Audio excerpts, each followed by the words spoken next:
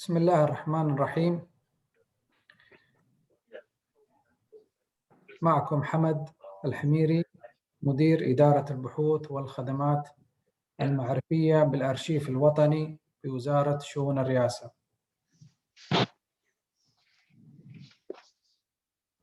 اسمحوا لي أن أحييكم جميعا من أبو ظبي في الإمارات العربية المتحدة، ويسرني أن أرحب بالمتحدثين والمشاركين والمتابعين لهذا المؤتمر الأول للترجمة تحت شعار الترجمة في العصر الرقمي بين التقنيات الحديثة وتحديات النص التاريخي.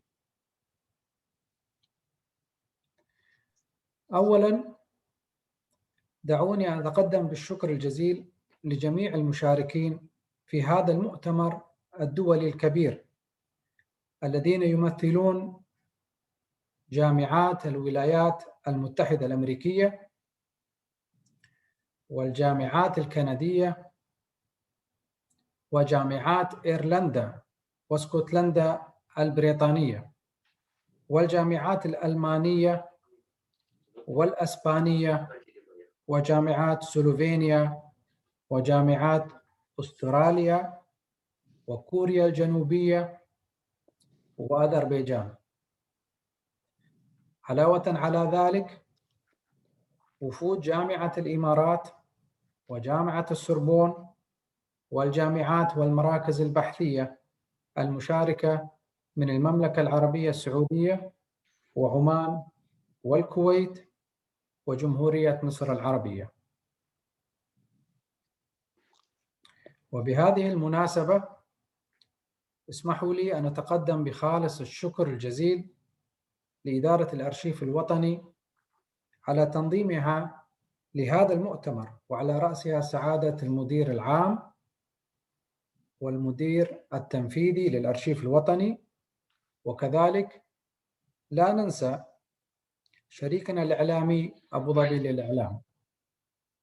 والآن يشرفني أن أدعوكم وأدعو سعادة الدكتور عبد الله الريسي المدير العام للأرشيف الوطني لإلقاء كلمته الترحيبية بضيوف المؤتمر، فليتفضل مشكورا. Kindly, now we are going to operate His Excellency Dr. Abdullah Raisi's speech in Arabic for those who are interested in listening to the English translation. May kindly use the translation channel below.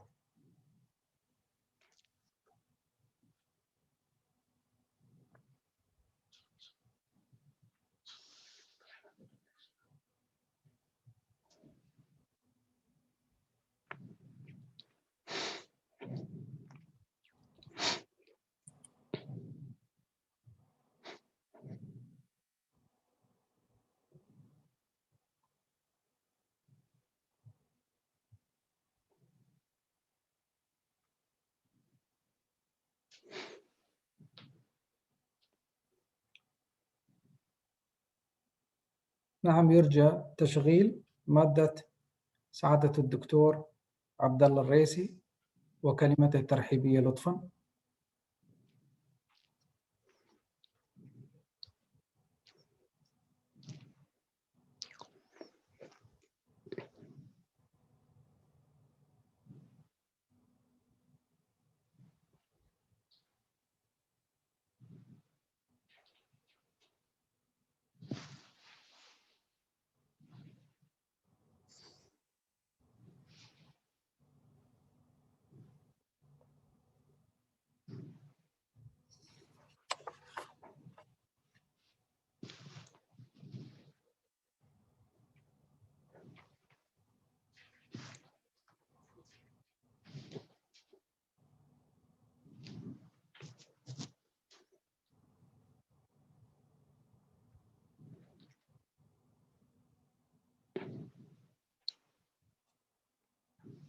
In the meanwhile, until they prepare the video, let me greet all people from Abu Dhabi. Let me greet you all from Abu Dhabi.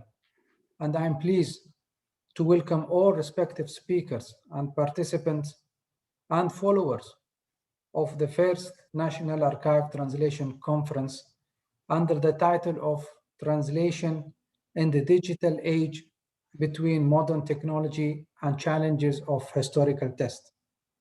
In the beginning, let me express my thanks for all participants in the great international conference who participated from different universities, such as United States of America, Canada, Ireland, Scotland, Germany, Slovenia, Australia, South Korea, and Azerbaijan.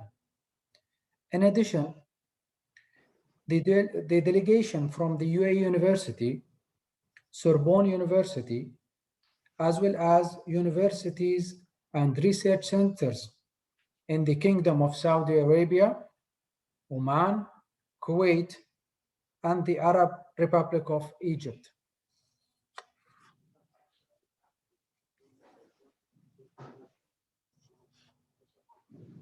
On this occasion, let me extend my sincere thanks for the National Archive, the Higher Administration for organizing this conference, heading by His Excellency Dr.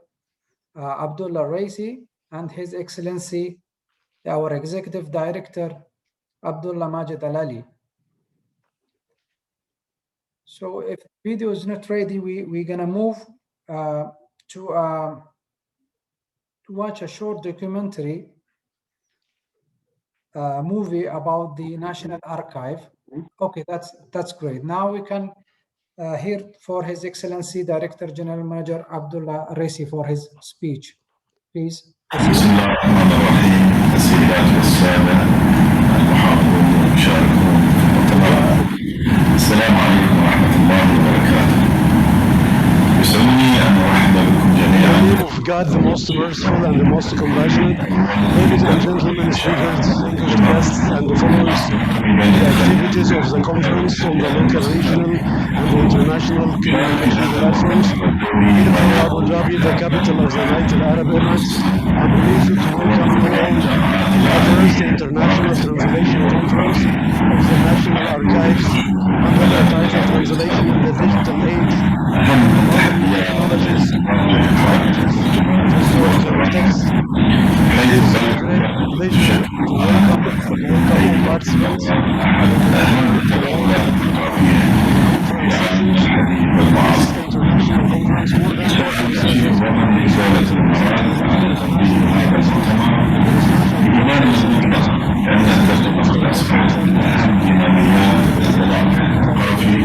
ومن أبرز الفعاليات الإسلامة التي تحور على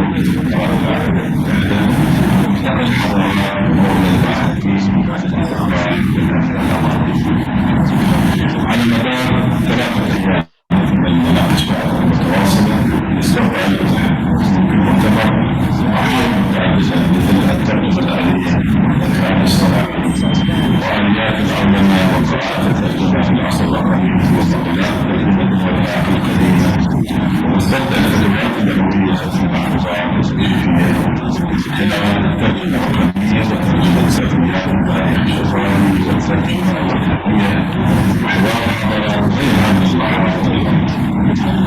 يتضمن برنامج المؤتمر 10 جلسات علمية يشارك فيها أساتذة متخصصون من كبرى الجامعات في الولايات المتحدة وكندا والمملكة المتحدة والمدينة الجنوبية وغيرها من الجامعات الأوروبية والاسترالية والأسيوية العريقة، مع نوع المشاركين من الجامعات المحلية والإقليمية. في نهاية المؤتمر سوف تفضي المناقشات العلمية إلى نشر مجموعة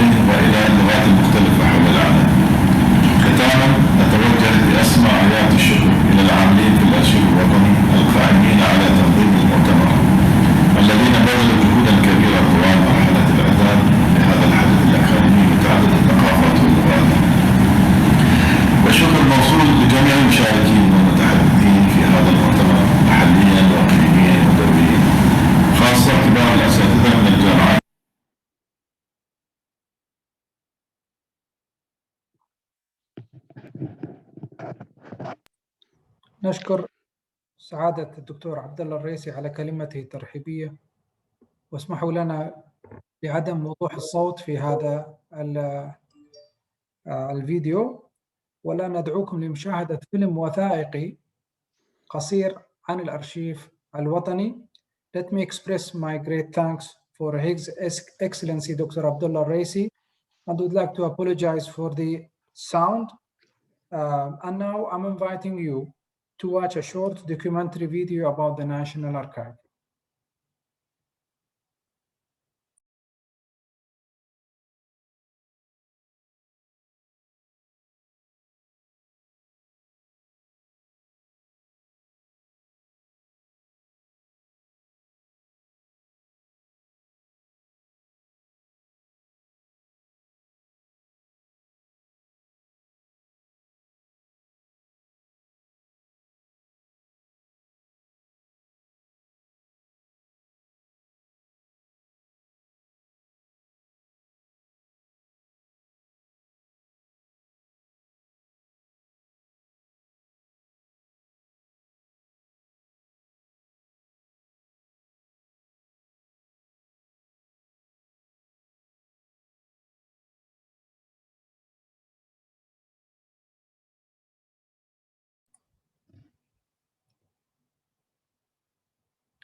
If the video is not ready, we might move to Dr. Sadiq Johar to start his speech. يسرنا ندعو الدكتور صديق جوهر خبير الترجمة في الأرشيف الوطني للبدء بإلقاء كلمته الترحيبية إن أمكن، ومن ثم سنعود لتحضير للفيديو. تفضل صديق، الدكتور صديق.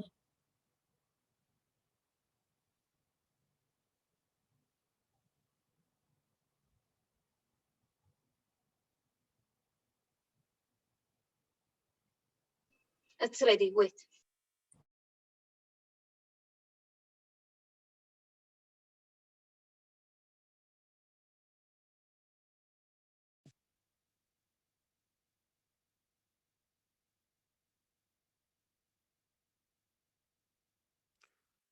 أبدأ. Shall I start? تفضل دكتور. نعم تفضل.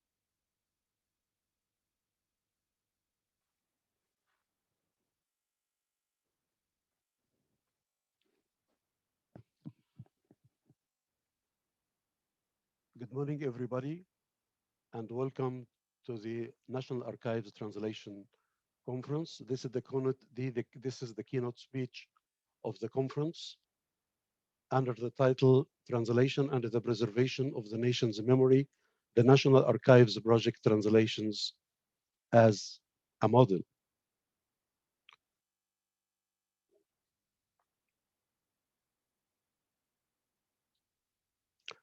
The famous translation historian and theorist Professor Peter Newmark argues that translation is an essential cornerstone of the cultural life of every civilized people. In fact, translation is integral to every time and place, and its transcultural output is widespread and profound. In terms of impact, translation is resembled to clouds. Nobody knows where it began and where it ends. In the Abu Dhabi National Archives and through translation, we take vigorous steps to promote cultural hybridity across different civilizations. Through translation, we promote mutual dialogues with the other. Through translation, we call for brotherhood and peace based on the teachings of all monotheistic religions.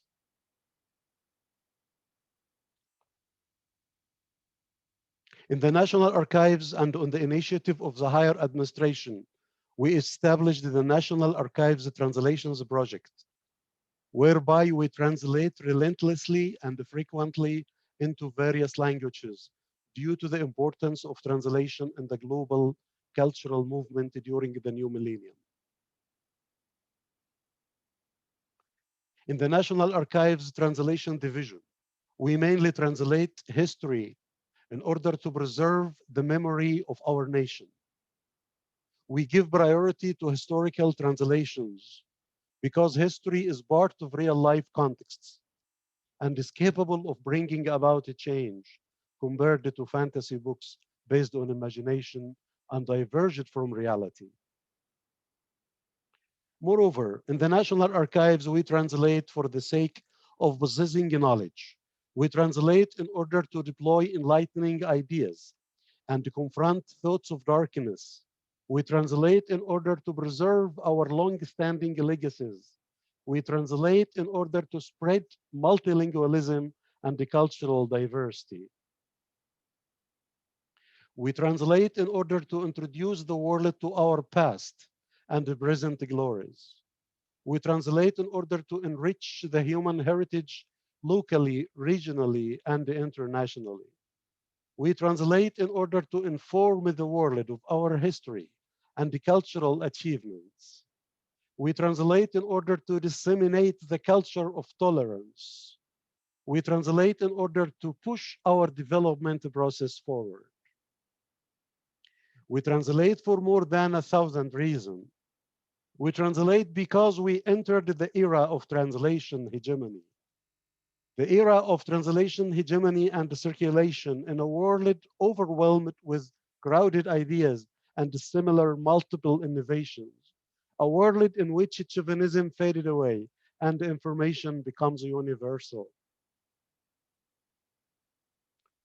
In the current digital age, translation tasks have multiplied, and the translator's job has undergone radical changes. In the digital era, the technological development in both automated media and the telecommunications sectors has contributed to maximizing the global tendency toward the translation. This tendency made the great Italian philosopher and the thinker Umberto Eco to consider translation as the reason for the cultural, linguistic, and civilizational enrichment of the old European continent and the source of the renewal of its eminent historical legacy. The history of translation in Europe and America intersected with the history of the West as a whole, when different concepts of translation occurred in different periods of time. In the digital age, the international community has become more aware than ever before of the civilizational marathons rooted in translation. And from now on, we can say that whoever sows the wind reaps the storm, and whoever spreads the translation reaps tolerance and peace. The UAE historical and cultural heritage constitutes an intellectual stream flowing over time, incorporating an unparalleled national epic that captures in a high caliber style the tremendous developments the country has witnessed since the ancient eras, which shaped the existential pillars of the contemporary Emirati society. Translation in the National Archives aims to preserve the extended national and historical heritage that has its roots in the pre-state era emerging through the foundation stage after the founding fathers implemented the cornerstones of the state, and stepping into the post-oil stage, where the journey of progress and growth began, and reaching an anchor in the current stage in which the UAE occupies a prominent position at the regional and global levels. The world's attention has been focused on the Arab Gulf region since time immemorial, as a strategic crossing point between East and West. And this interest gradually escalated until it reached its climax recently in the wake of the geopolitical challenges confronting the countries of the regional neighborhood. In addition to exploring and documenting the history and the ancient Emirati past, the National Archives translation projects aim to pay tribute to the current and modern Emirati civilizational endeavors and accomplishments that exceeded expectations by transferring them to many foreign languages. In the National Archives, we translate all literature written about the UAE and its surroundings in order to chronicle a history entrenched in transformations, uncertainties, and the tidal waves of civilization and the heritage that formed a culture which, since a time immemorial, opened its arms to the world, transcended the borders of the sea, desert, and mountains, and exceeded the horizons until it reached recently to the higher planets and the spheres of heaven. In the National Archives, we translate ancient history and contemporary history because the UAE has become a safe oasis and a sanctuary of people from all over the world who search for work, stability, investment, education, tourism, entertainment, and recovery, etc. Thanks to the wise policies of the state leaders, the UAE has turned into a cultural beacon for the dissemination of science, knowledge, and literatures, and an important center for stimulating global trade exchanges. The whole world also witnessed the magnificence of the innumerable and unprecedented civilizational achievements contributed by the UAE in various fields throughout the UAE procession of progress. In the National Archives, we translate history because every great nation has its own history, heritage, and writers. Because every great nation has its own history, heritage, and writers who immortalize its glories, like Stephen Mallarmé, who praised the glories of France, and Whitman, who glorified America. In the National Archives, we translate history because the UAE has its own historians who chronicled its history and internalized its glories, its heritage, its folklore in the past and at present. Through these writings, the UAE historians made the world hear the tangles of its winds, the songs of its desert and sea, the chants of its palm trees, and the dews spring falling down on the eyelids of Hafid Mountain, who never sleeps. In the National Archives, we translate our contemporary history to document the prominent civilizational and humanitarian role played by the UAE at present, as the UAE is taken as a model to be emulated in economic, intellectual, and educational progress, peaceful coexistence, tolerance, human communication, cross-civilizational hybridity, and intercultural dialogues. In the current historical juncture, the role of the National Archives emerged with its various cultural initiatives, mostly the Translations Project, which aims to make a paradigmatic shift in the translation domain by exchanging information and knowledge with partners, cultural makers, major authors, historians, and the most important, publishing houses in the world, where translation plays a significant role in civil society in various aspects of political, social, and economic life. Currently, the National Archives translations contribute to the dissemination of linguistic and cultural diversity at the regional and international levels. In the National Archives, we translate because translation has become the essence of contemporary human civilization.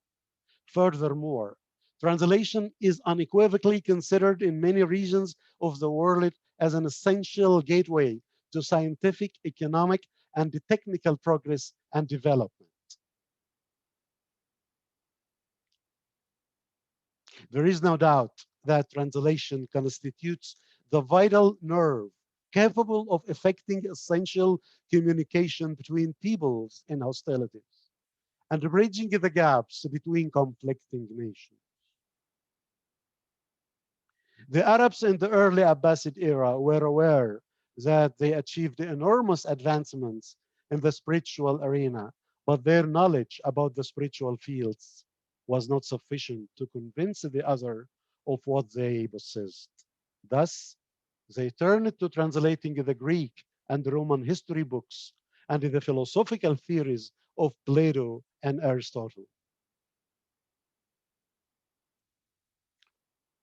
Through the translation of Greek philosophy, the Arabs were able to initiate an early civilizational dialogue with the other. Translating Greek philosophy made the Arabs overcome many of the existential problems inherent in their thinking, while translating the books of medicine and pharmacy solved many problems for them in their daily life. Historically, the Arabs were not satisfied with possessing what the others have, but adding to what was being translated to them extraordinary contributions, confirming that they were not a burden on the life of others, but rather part of life's movement and continuity, which made them worthy of it and made the others in dire need of their production and knowledge. The others translated the books of Jabir ibn Hayyan, Ibn Sina, Ibn Rushd, Averroes, and Al-Farabi, and Ahmad bin Majid's studies on maritime navigation.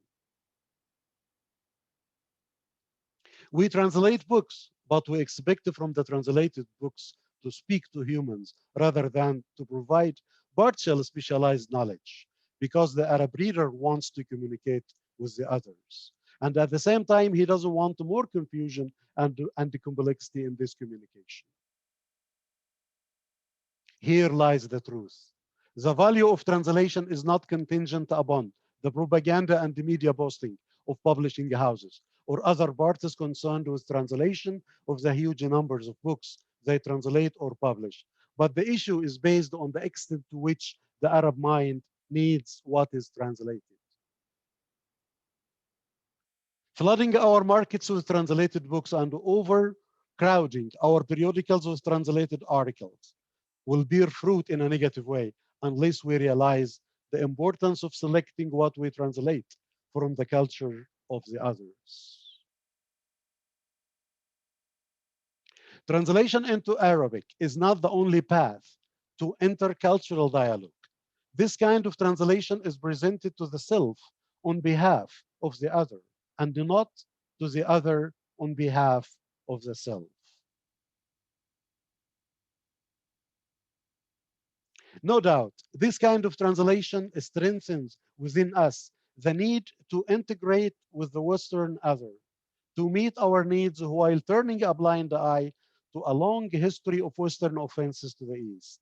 But we need to make a gigantic breakthrough inside the culture of the Western other, and this will be achieved by creating a kind of balance between what is translated into Arabic and what is translated from Arabic into other languages, especially English. The unilateral strengthening of dialogue will remain ineffective at all paradigms, since the level of comparison between the translations that reach us and the translations that reach the other is still very scanty. Therefore, we must convey through translation the bright aspects of our heritage in order to enhance the civilizational dialogue with the other on comparable paces.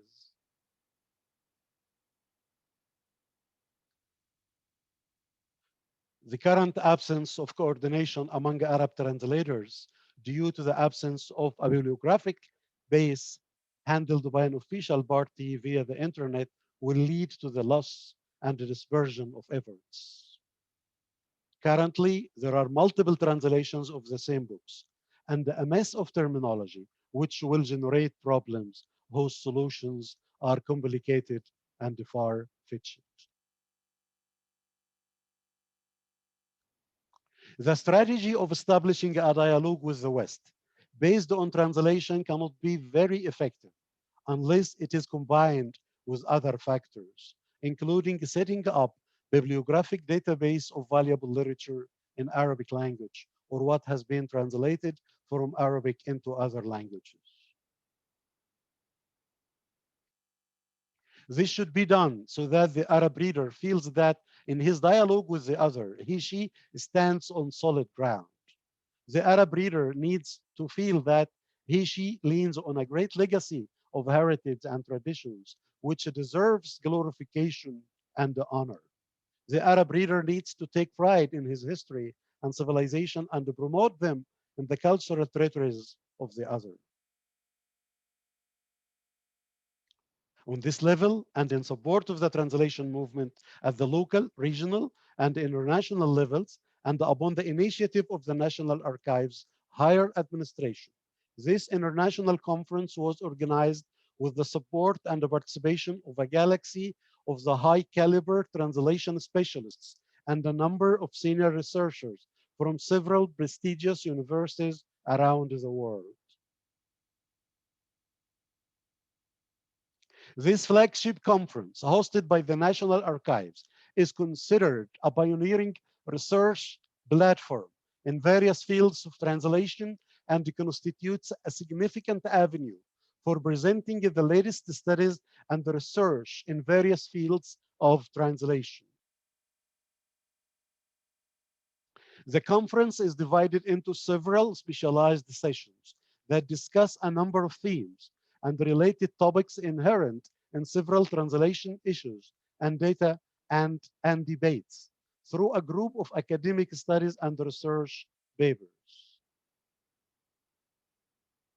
Finally, we thank all the National Archives staff in the units, departments, and sections that participated in this conference, especially the translation and the publishing division.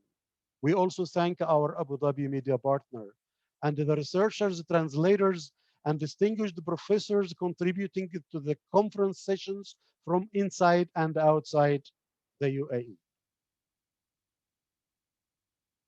We would like to thank all the delegations participating in the conference from the universities of Harvard, Binghamton, and California at Los Angeles in the United States of America, and delegations from the universities of Wilfrid Laurier and Ottawa from Canada. And would like to thank delegations from the universities of Queens and Edinburgh from the United Kingdom. And would like to thank delegations from Ljubljana University in Slovenia and delegations from Hankook University in South Korea. And would like to thank delegations from Marburg University in Germany and Alicante University in Spain and delegations from Sydney, Australia. Our thanks are extended to all participating delegations from the universities of Ain Shams and Cairo in Egypt, and from Baku University, Azerbaijan, and from the universities of Sorbonne and UAE, and the Abu Dhabi Louvre Museum, UAE. Our thanks are extended to the delegations from Taiba University, Kingdom of Saudi Arabia, and from Brahma University, Oman, and from Gulf University for Science and Technology, and the Higher Institute of Theater, and the Kuwaiti Translation Society from Kuwait. We also express our thanks to the editor-in-chief of Turath magazine, Abu Dhabi, and the director of the Tanta International Poetry Festival for their valuable participation. Finally, I wish all of you a successful conference and a happy times, punctuated by serious academic discussions, with my best wishes to all of you. Thanks for your kind attention, and goodbye.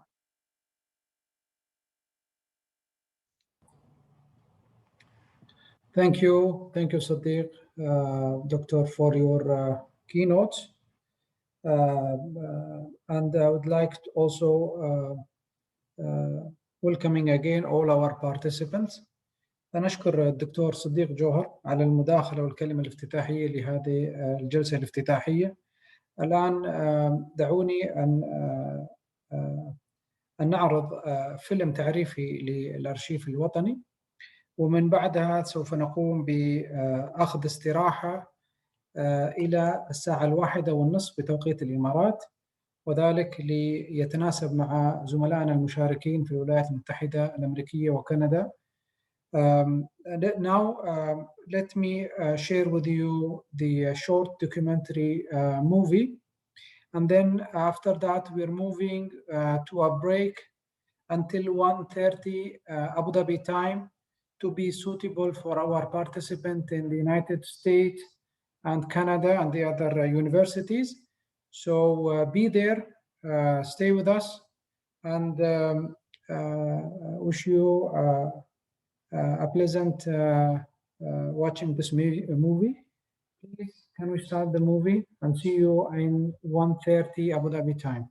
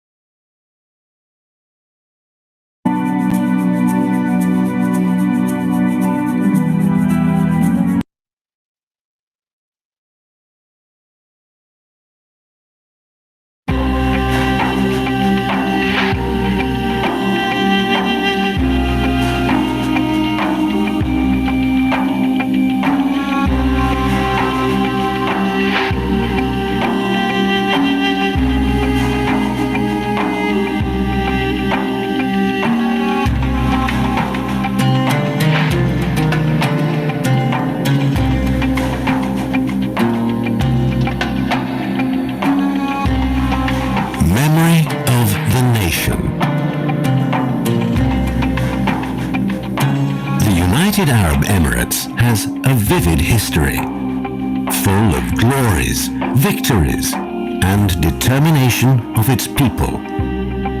Therefore, it was necessary for this history to be written with utmost honesty. The UAE's National Archives was established in 1968 under the name of Documents and Research Bureau, following the directives of the late Sheikh Zayed bin Sultan Al Nahyan, and was affiliated with the ruler's court, Al Diwan Al Amiri. In its early times, it undertook the task of collecting documents and information on the history and culture of the Arabian Peninsula in general and the UAE in particular, from their original sources in Arab and foreign countries, in addition to documenting and translating the same. After the formation of the Union, it entered a new phase of contribution and activities, changing its name to the Center for Documentation and Studies in 1972, and then Federal Law Number 7 of 2008 established the National Center for Documentation and Research, following which Federal Law Number 1 of 2014 changed its name to the National Archives.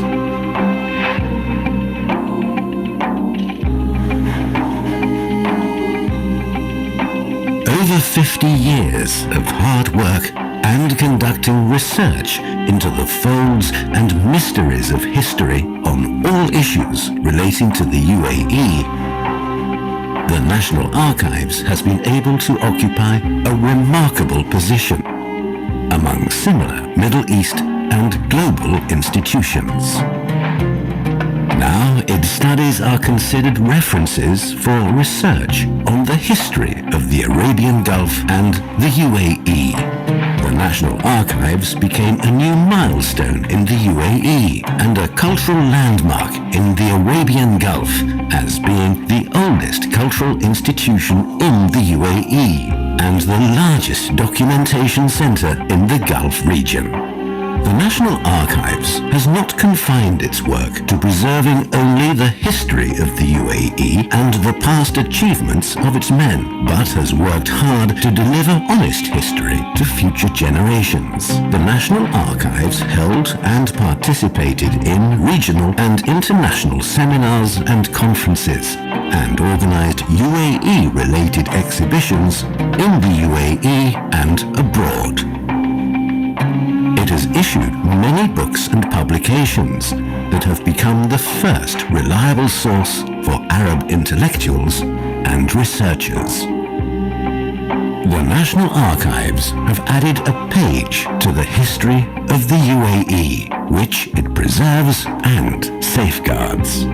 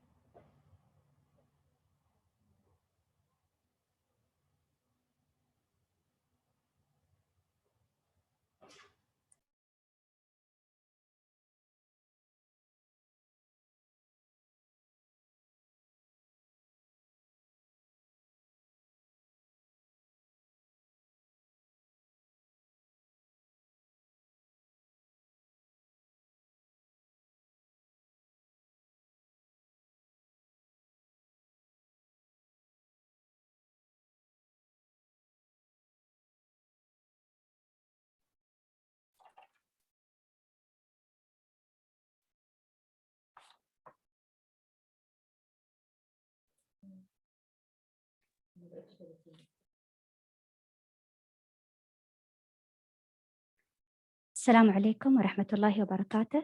Dear respectable speakers and conference followers, welcome to the National Archives First Translation Conference. I am Aisha Dhahri, Head of the Translation and Publication Section at the National Archives. I'm speaking from Abu Dhabi and I will chair this session titled Translation and Trans-Civilizational Dialogue in the New Millennium. Today we have 4 distinguished speakers who will present their papers in this session. Each one will be given a time between 15 to 20 minutes at maximum. After the end of all presentations, 5 to 10 minutes will be given for short questions and short answers as well. Dear conference followers, to hear the interpretation in Arabic, kindly click on the global icon below and choose Chinese language. السادة المتابعين للاستماع إلى الترجمة الفورية باللغة العربية يرجى الضغط على علامة الكرة الأرضية واختيار اللغة الصينية. We will start the session with Professor Neil Sadler from Queen's University, Belfast, UK. Professor Sadler's general area of specialization is translation and interpreting. He holds a PhD from the Center for Translation and Intercultural Studies at the University of Manchester, and his research centers on narrative and interpretation in digitally mediated contexts. In this session, his presentation is about translation and datafication. Dear Professor Sadler, the microphone is yours. Thank you very much. Is there في ترجمة للغة الإنجليزية كمان مش كده؟ نعم دكتور. أوكي، فأنا افتكرت ممكن أتكلم عربي علشان معظم الحاضرين يعني عرب، فافتكرت ممكن يكون أحسن زي كده. It's up to you, doctor. Okay, at your convenience. فبس ثانية أشارك الشاشة. أوكي، فده باين دلوقتي؟ نعم دكتور. شايفين الشاشة بتاعتي؟ تمام. لأبدأ. فأولاً أشكر منظمي المحاضرة الأول يعني على الدعوة للمشاركة، وعايز أقول كمان في البداية إنه البحث ده في مراحله الأولى وإنه استكشافي يعني، فأنا عايز أطرح الأسئلة قبل يعني بدل ما أوفر إجابات نهائية وواضحة لكل المشاكل اللي نتكلم عنها. وكمان لازم أقول إنه دي تقديمي الأول باللغة العربية، فبس أطلب منكم أن تغفروا أخطائي اللغوية. فموضوع تقديمي اليوم هي الترجمة والتحويل البيانات. فأنا أعتقد إن ده موضوع مهم جدا، بس موضوع ما شفناش يعني ما درسناهاش يعني كثير في دراسة الترجمة اللي حد دلوقتي، بس أعتقد إن الظاهرة دي مهمة جدا بالنسبة لنا، والمفروض إننا يعني ندرسها بشكل عميق، وإنه هيكون موضوع مهم جدا للفترة اللي جاية كمان، نظرا للتغيرات التكنولوجية اللي بتحصل الأيام دول. فلنبدأ مع تعريف الداتيفيكيشن أو ما يسمى باللغة العربية التحويل البيانات. فحسب علماء الداتيفيكيشن في 3 عناصر يعني مهمة. فالأول إنه بس كمية البيانات اللي موجودة، ولما أقول بيانات قصدي البيانات رقمية، أيوة رقمية يعني، بس أكتر بالمقارنة مع الماضي يعني، بس بكل بساطة في بيانات عن كل شيء أكتر مما كانت موجودة يعني من 10 سنين أو من 20 سنين، وطبعا من 50 سنة ممكن. فوق كده يعني ما بس إنه في كم يعني بيانات أكتر، ولكن في رغبة قوية جدا الأيام دول لفهم العالم عن طريق البيانات دي. ففي بيانات بس كمان بنحاول نستخدم هذه البيانات لنفهم يعني حاجات في الحياة اللي ما كناش نفكر فيها عن طريق البيانات قبل كده، أو على الأقل مش لنفس الدرجة ونفس الحد. مثلا كثير ما نتكلم نفكر في التعليم أو الرعاية الصحية على أيام دول عن طريق البيانات. والعنصر الثالث اللي ممكن يكون الأهم، وهنا أنا أخذت شوية من ميخاس وكولجي، وهم بيقولوا إنه datafication هو تحويل واسع للحياة البشرية علشان عناصرها تكون مصادر مستمرة للبيانات. فالفكرة إنه ليه في كل البيانات دي؟ علشان إحنا غيرنا حياتنا، أسلوب حياتنا، علشان نوفر البيانات بشكل مستمر. وأنا أعتقد كمان إنه ده أو الفكرة دي لها تداعيات مهمة للترجمة، وهنرجع إليها بعدين. لازم نعترف كمان إنه يعني رغبة في فهم العالم عن طريق البيانات مش جديد على الإطلاق يعني. فممكن في وقت الاستعمار الإنجليزي في القرن 19 كانت فكرة مهمة جدا. أنا أخذت الصورة دي من حرب فيتنام في أمريكا، لما وزير الدفاع ماكنامارا في أمريكا حاول يخلي الحرب هناك حرب علمية، وقصده كان يستخدم البيانات الرقمية علشان يعرف يعني المفروض يقود الحرب أو يشن الحرب إزاي. أوكي، فكان تقريبا نفس طريقة التفكير، ولكن الاختلاف إنه دلوقتي في الوقت الحالي شفنا إنه حصل يعني إنه الفكرة بقت أكثر انتشاراً وشاعة وتأثيراً بشكل كبير جداً جداً جداً، وانتشر لمجالات أخرى. كمان عايز أؤكد إنه في علاقة يعني عميقة مع أو بين التحويل البيانات ورقمنة، ولكنهما كمان شيئين مختلفين، لازم نؤكد كذا. فلنوضح هذا ممكن نشوف الخرائط اللي كانت موجودة في التسعينات اللي كانت تستخدم البيانات، ولكن كشيء بس كانت شيء يعني أشياء ثابتة. ولكن لما نشوف الخرائط اللي موجودة الأيام دول زي جوجل مثلا، في دائرة بيانية ممكن نتكلم عنها زي الداتا سيركل. فالخريطة بتوفر خدمة عن طريق استخدام البيانات، ولكن الخرائط كمان بتستخرج بيانات من مستخدمي التطبيق زي كذا، فبياخذ البيانات لتحسين التطبيق وكمان لأغراض مختلفة، يعني اللي في تطبيقات مختلفة بتاعت جوجل. فنشوف إن الدائرة دي يكون في الأساس، ده الشيء الأساسي، وده الاختلاف. فرقمنة الشيء ضرورية لازم تكون موجودة علشان يكون في تحويل للبيانات، ولكن مش كافية لوحدها، لازم يكون في شيء ثاني إضافي.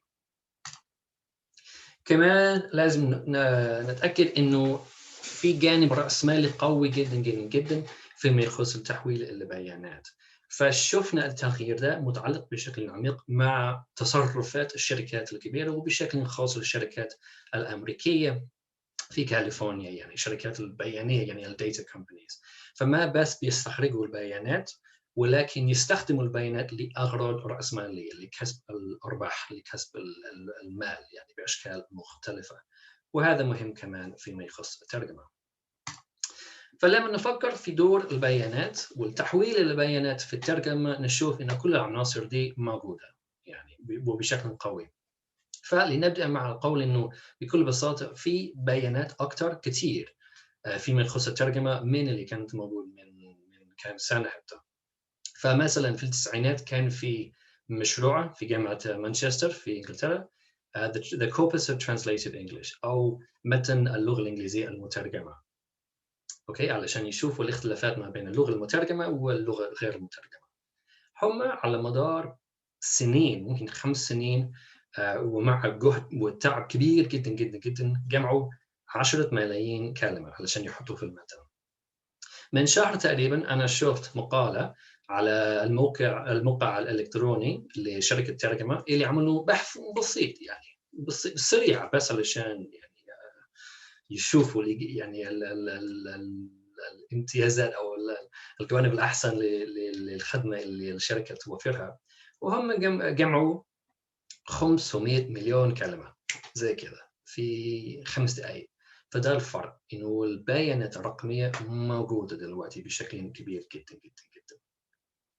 كمان جمع واستخدام البيانات بقى شيء أساسي في الشغل اليومي للمترجمين. يعني تقريبا كل المترجمين المحترفين ودلوقتي يتكلم عن الترجمة يعني التجارية، ما أتكلمش عن ترجمة الأدب، ولكن عن في سياق القانون أو الصحة أو التجارة بشكل عام. تقريبا كلهم يستخدموا أدوات الترجمة بالاستعانة بالحاسوب أو الكات تولز. الأدوات دي تقريبا وسيلة لجمع واستخدام البيانات علشان نترجم، بس بعدين نحط اللي نترجمه في ذاكرة إلكترونية علشان نستخرج فائدة منها بعدين. ده استخدام وجمع البيانات.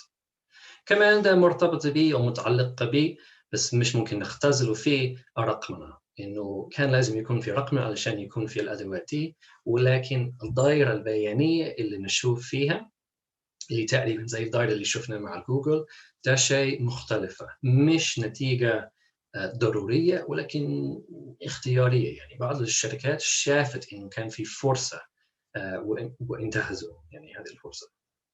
كمان هذا متعلق بالاقتصاد والتجارة الحديثة. فنشوف إن كثير من الشركات أو شركات الترجمة الأيام دول بقت تقريبا شركات بيانية، يعني بيستخدموا البيانات، فممكن يستخرجوا أرباح زيادة باستخدام البيانات. أوكي. فليه عايزين يجمعوا البيانات؟ علشان تحسين الخدمة، أوكي إلى حد ما، بس أكتر من كده علشان يكسبوا فلوس أكتر. أوكي. فيما بعد إني هركز مش على وصف التغيير نفسها، علشان أعتقد إنها معروفة يعني إلى حد ما، كلنا شفنا التغيرات دي إلى حد كبير خلال السنين اللي فاتت، بس عايز أركز على تداعياتها لكيان أو وجود المترجم أو الترجمة بشكل عام. ما تأثيرات تغير كده زي نفكر في المترجمين كأشخاص كبشر. فأنا أشوف إنه وجهة نظري فلسفية شوية، بس إن شاء الله هتكون مفيدة وواضحة. فعلشان أفكر في الموضوع ده إني أخذت أفكار كتير من مارتن هايدجر، وبشكل خاص من كتابه Being and Time. فالكتاب ده معقد جدا جدا جدا، فيها أفكار كتيرة قوي، بس ممكن الفكرة الأكثر أهمية في السياق كذا هو إنه مارتن هايدجر انتقد الفكرة إنه الشخص مستقل، إنه كيان الشخص، إن الشخص يكون موجود وبعدين يتعامل مع العالم. وقال لا، إنه العالم وتعاملاتنا مع العالم والأدوات اللي نستخدمها والتكنولوجيا والأفكار والأشخاص التانيين شيء أساسي في كياننا، وما ينفعش إن نفكر في كيان أو وجود أي شخص بدون كل العلاقات دي، بحيث إنه العالم يعني ممكن حتى قبل الشخص في التأثير، مش من الشخص للعالم نفسه، ولكن من العالم إلى الشخص. أوكي. فما ينفعش نفكر في أي شخص بدون كل اللي حواليه أيوة تمام. فلما نطبق هذه الفكرة للترجمة بشكل خاص في وقت التحويل لبيانات، يبدو كأنه مش من الممكن أننا نشوف التكنولوجيا أو البيانات كشيء أو كشيئين إضافيين للمترجم. لازم نشوف إنها يعني أشياء أساسية. يعني علشان نفهم المترجم اللي شخص معين يكونه، لازم نشوف البيانات اللي يستخدمه والتكنولوجيا اللي يستخدمه، وكلها مع بعض اللي يشكل المترجم. أوكي. وهو مش ممكن يكون نفس المترجم لو ما كانش عنده البيانات دي والتكنولوجيا دي وكذا. أوكي. فالتأثير عميق في أبسط مستوى. هذا مهم ليه؟ مهم علشان حسب هايدجر الكيان بشكل عام بيوفر الخلفية التأويلية أو التفسيرية، يعني الانتربريتيف باك جراوند. فكل شيء اللي ممكن نشوفه أو نفهمه في العالم بيحصل عن طريق الكيان ده.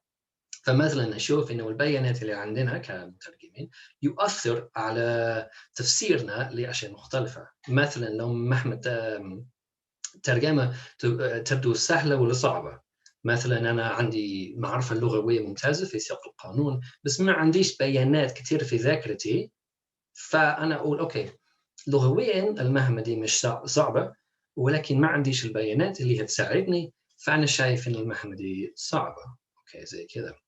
كمان المهام اللي لها قيمة أو ما لهاش قيمة، ممكن أقول إنه أنا ما عنديش خبرة في سياق القانون، فعلشان أترجم نص قانوني هياخد تعب كبير مني، هياخد وقت كتير، بس أنا حكسب خبرة. أوكي تمام. بس أكتر من كده إنني حنتج بيانات في ذاكرتي اللي ممكن أستخرج فائدة منها بعدين فيما بعد، خلينا نشوف أو نفكر في الصعوبة في المهام المرغوب فيها ومش المرغوب فيها بشكل مختلف. كمان يسمح لنا بأننا نشوف حتى ذاكرة المترجم بشكل مختلف. تكلمنا شوية عن يعني دور ذاكرة الترجمة في شغل المترجمين الأيام دول، بس كمان لما نحول الذاكرة إلى شيء بيانية لعدة بيانات ممكن نبيعها، ممكن نشتريها، فبقى في أسواق بيانية زي كده للغرض ده بالضبط، علشان أنا أقول أوكي أنا ترجمت كده من العربي الإنجليزي، بعدين ممكن يعني أخرج الذاكرة دي من مخي، أحطه إلى بيانات زي كده علشان أبعتها لمترجم تاني علشان هو يستفيد منها. والشيء الأخير اللي عايز أقوله إنه هايدغر تكلم بشكل كبير عن التكنولوجيا، وهو شاف التكنولوجيا بشكل مختلف عن جميع معظم الناس. هو شاف إنه التكنولوجيا طريقة تفكير، يعني بدل ما يكون تكنولوجيا معينة لا، التكنولوجيا يعني طريقة تفكير اللي بدأنا نستخدمها من قرن تقريبا. وهو شاف إنه قبل ظهور التكنولوجيا بالمعنى الحديث كنا نشوف العالم يعني بس كما هو. فمثلا لو شفنا غابة شفنا إنها غابة، أوكي، أو شخص بس شخص. بس مع التكنولوجيا إنه يقول إن بدأنا نشوف العالم اللي هو سمى باللغة الألمانية بيشتاند أو مخزون أو standing reserve ساعات باللغة الإنجليزية. فبدل ما نشوف غابة كغابة مليان شجر، بنشوفها instead بس كمصدر للموارد اللي ممكن نستخدمها لأغراض مختلفة. فبس موارد يعني اللي ممكن نستخدمها، أوكي؟ حتى ما نعرفش يعني لما نقطع شجرة مش عارفين بالضبط نستخدمها إزاي. ولا حتى ما أنا أعتقد أنه تحويل للبيانات يتسبب في نفس التغيير عند الترجمة وطريقة تفكيرنا في المترجمين. زمان كان شغل المترجم زي شغل حرفي، كان إنه الشركة تبعت نص للمترجم، المترجم يترجم النص ويبعته للشركة وخلاص انتهى الأمر. ما كانش في فائدة إضافية ممكن الشركة تستخرجها من ترجمة النص كده. ده بقى مختلف الأيام دول، علشان يعني لسه لازم الشركة تبعت النص علشان المترجم يترجم النص وبعدين يبعته للمستخدم الأخير. ولكن ممكن كمان إن الشركة تستخرج بيانات اللي ممكن الشركة تستخدمها في المستقبل لأغراض مختلفة، ففي زي كسب إضافي. وده إلى حد ما أنا أعتقد إنه ده يحاول المترجم زي بشتاند. ممكن نفكر في المترجمين كشيء زي الغابة في مثل هايدغر، كأنهم مخزون للفائدة ممكن استخراجها، يعني ممكن الشركات تستخرج الفائدة دي من المترجمين. Excuse me, Professor Neil. You still have 3 minutes to get done. Thank you. Yeah, that's okay. أنا هقف هنا. فيعني حسب الساعة عندي ده 15 دقيقة. فأشكر الجميع على الاستماع.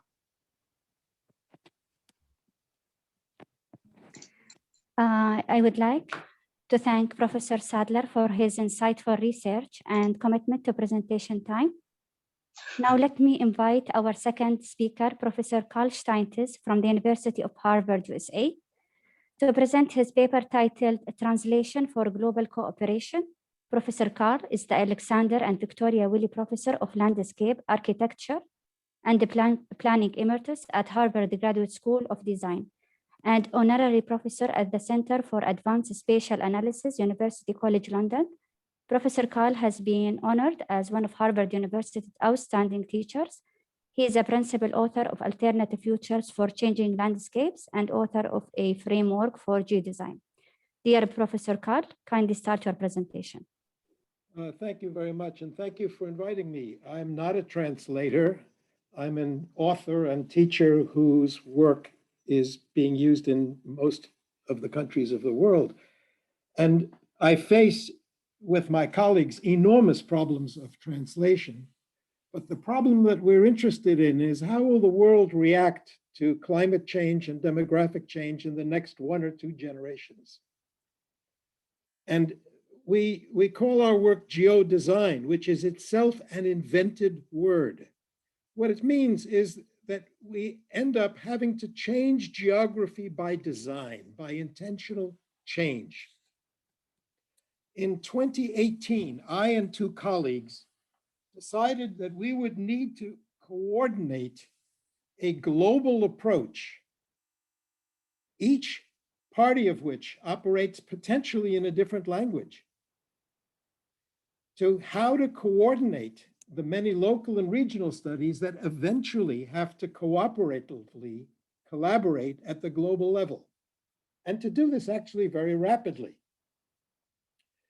We started in January 2018, and by word of mouth, we now have 220 multidisciplinary teams in universities around the world, in now 60 countries.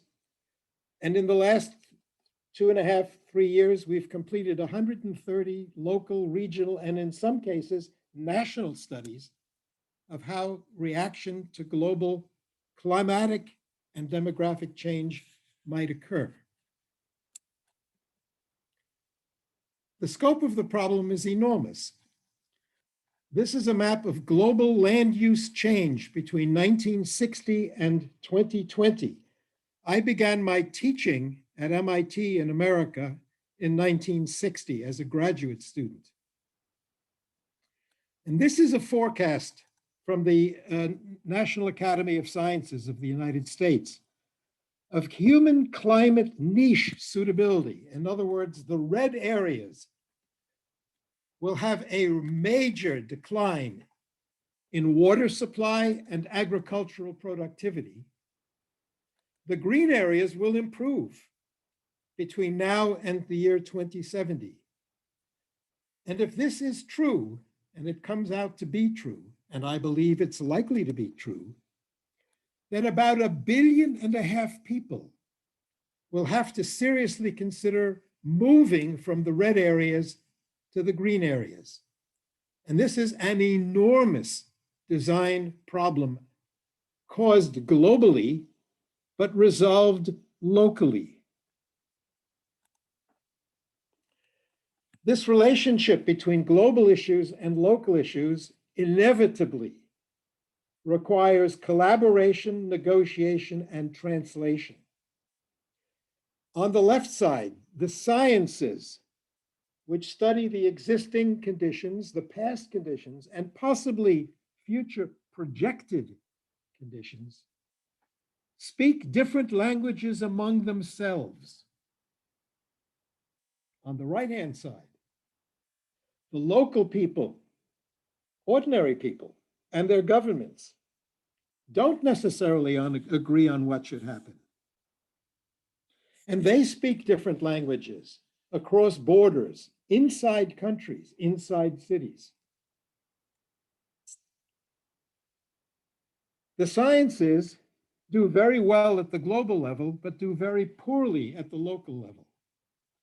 The local level does very well at the local level and does very poorly at the global level. This middle ground, which is where I've worked for more than 50 years, is where the major infrastructure and political decisions get made that affect both the global side and the local side. And here is where the sciences and the design professions and the people of the place and the information technologies have to collaborate and negotiate. And the language issue is crucial. Collaboration requires a framework for collaboration. How are we going to do it? And a basis for communication. This is the work of Norbert Wiener in his book Cybernetics from 1948. Communication requires 3 things: a shared knowledge of the subject, shared assumptions, and a shared language. And Wiener's work influenced Marshall McLuhan in his book, The Extensions of Man, 1964, where you have the people having to send a message to the scientists, the planners, the information people, who have to talk among themselves, work among themselves, and send a message back from their professional languages through media back to the people who make the decisions. This is a translation not in time, but among people whose real languages of their work and their understanding are different.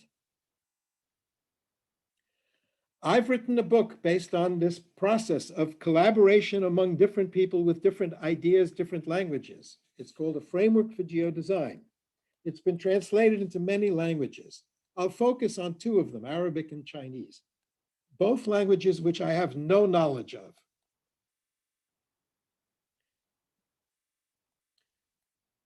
The book basically involves questions. What are the questions that you have to ask? How should this area be described? How does it work? Is it working well? How might it be changed? What differences might the changes cause? How should it be changed? And each of these questions has a set of models, a set of abstractions from the real world. And they get organized into three types. The why questions, why are we doing this work? The how questions, how should we do this work? And the what, where, and when questions, how should we change this place? And this is the work that I've done for a long time with my students and my colleagues. The second component, it has an actual workflow. These models represent things that need to be done during the course of making a study of how Abu Dhabi should change between now and 2050, for example. Things need to be done by people, and the people need to understand each other. That's the very difficult thing. And finally, the realization that in a collaborative enterprise, ideas can come from anybody. Ideas can come from anybody, but ideas have to be understood by everybody. That's the hard part.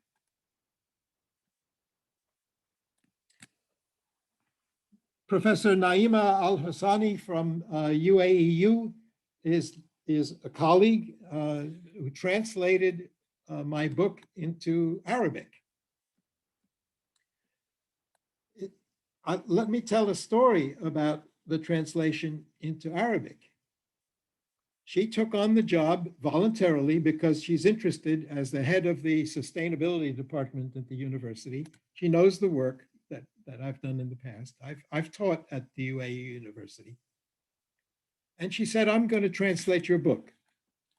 I have no idea how she's doing it, but I asked her in an email, what were the main issues that you have had? And she responded, most of the challenges I confronted in the translation of the book are associated not with the translation of individual words, but with phrases and linguistic clusters due to a lack of Arabic equivalences of these sophisticated language combinations and structures. By the way, I'm proud of the fact that I generally don't talk in jargon. I talk in simple language. But even there are problems.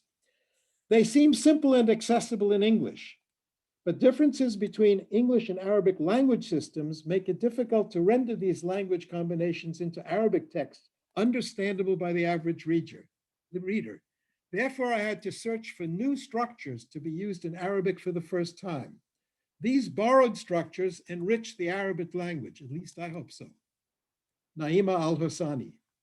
And below are some of the combinations that are relatively simple in English, but caused her difficulty in Arabic. I don't know how to pronounce Arabic, so I assume many of you do. Framing Geo-Design means how do you organize it? The anticipatory change model, when you're thinking ahead. The constraining change model, when you're being told you can't do anything, do something. A mixed model, sequential, one after the other, and agent-based. Agent-based models are technical terms where each decision is actually assumed to be a person or an idea moving through a space. And the roles of history and precedent. History and precedent are not exactly the same. But we have other problems. Take a diagram like this. And I'm not going to go through the technical aspects of it, but this is a diagram in English which reads from the upper left down to the lower right and back. It's a circular diagram with feedback loops. What happens in Arabic when the normal reader expects to begin in the upper right-hand corner? This would be a very easy diagram to translate. Take the graphics and replace the words. I've left the English words here because I didn't have time to deal with Naima Al-Hosani and do this. But imagine that this is a diagram in Arabic. It would be very easy to read from the upper left. But what about this? This is the identical scoring of a plan in the United Nations Sustainability Development Goals. The numbers are identical. The characteristics are identical. But one is from the upper left in English, and one is from the upper right in any other language that starts in the upper right, Hebrew, Arabic, others. If this was an international conference and we had to put these side by side, we would say, hey, these are very different. But in fact, they're identical. One is just reversed. So reversing tables, reversing numbers, reversing graphs, reversing diagrams, that's actually very difficult. Here's another example. This is the core diagram of the book. In English on the upper left, in Arabic, flipped with its language correctly from the upper right. But in the upper right-hand corner of this graph is Chinese, in which the diagram goes up and down, but the language goes from right to left. And in the lower right is Hebrew, where the translator decided to not change the diagram, but to leave the Hebrew, which goes from right to left, in a diagram that's read from left to right. That's got to be very confusing. Now, what happens if we operate globally? And we do. We have several Arabic-speaking ones. We have Hebrew, we have Chinese, we have Japanese, we have English, we have all kinds of languages in here. We decided when we made the collaboration to emphasize graphics rather than language. In other words, let's do this in a way that minimizes the need to speak any language. And if we do speak languages, let's speak English and translate into every language, either digitally or through translation. So what we did was we adopted graphic codes, color codes, symbols. Every land use is in a standard color. Every map in the world, which now is not in standard colors, should be in standard colors. They should all be in standard scales. They should all have the same scenario bases. They should all follow the UN development goals and in their symbols. All analytic maps should be in the same colors. Red means it's bad. Yellow means it's inappropriate. The more green it is, the better it is. Why? Because globally, traffic lights already are in a global code. Why not use the same global code for the analysis of where things should be? The sciences have used diagrams for hundreds of years. Diagrams express location, size, relationship. Much easier than words.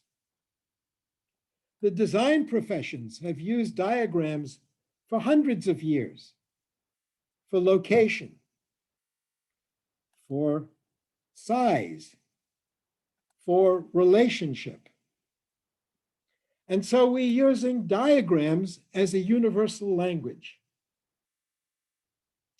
We have software based on my book, and there are many other pieces of software, which work with diagrams and graphics, not necessarily with words. The software is machine translatable into any of the major languages, about 30 of them. It's not perfect translation, but it's good enough to work.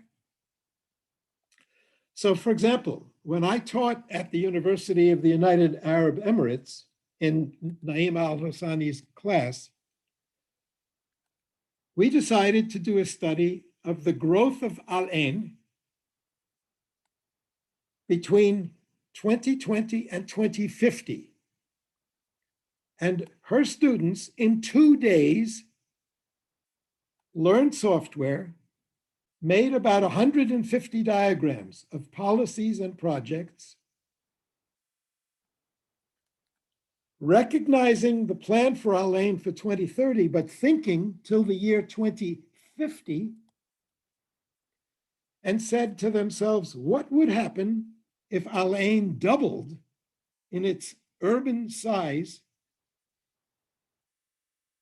It has to grow outside the municipality. What will happen? And what will happen under different scenarios of innovation?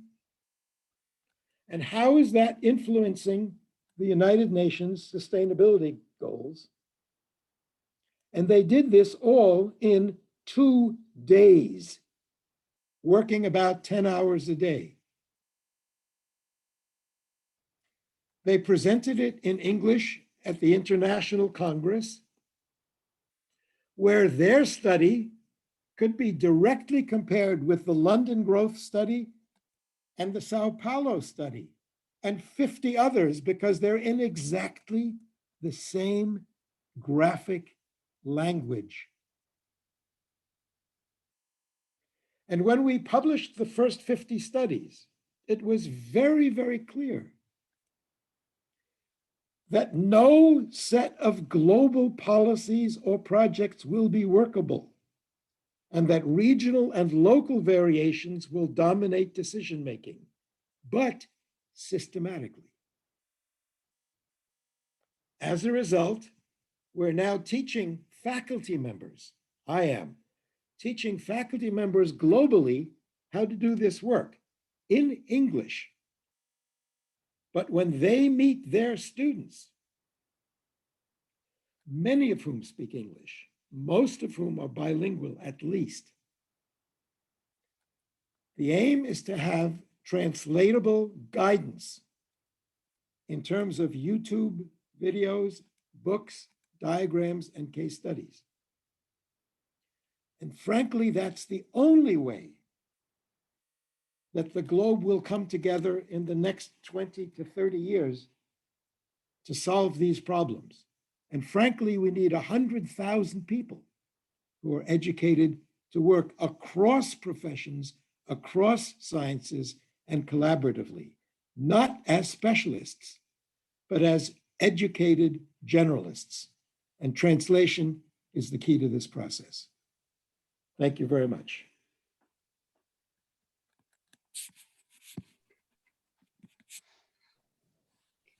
Dear all, let me express my thanks for Professor Scientis for his illuminating presentation. Thank you, Professor.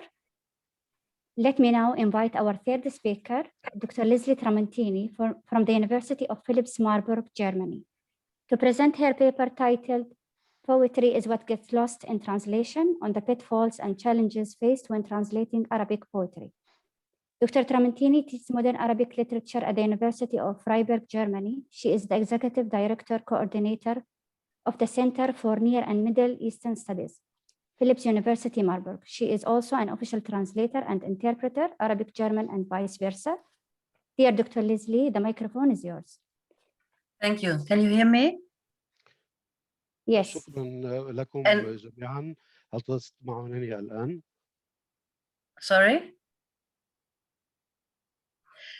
Yeah, thank you, Aisha, for this nice introduction. Thank you for inviting me to this conference. I'm afraid we will change now totally the subject, because what Dr. Neil and Dr. Karl have just said is something totally different from what I'm going to say. I am going to talk about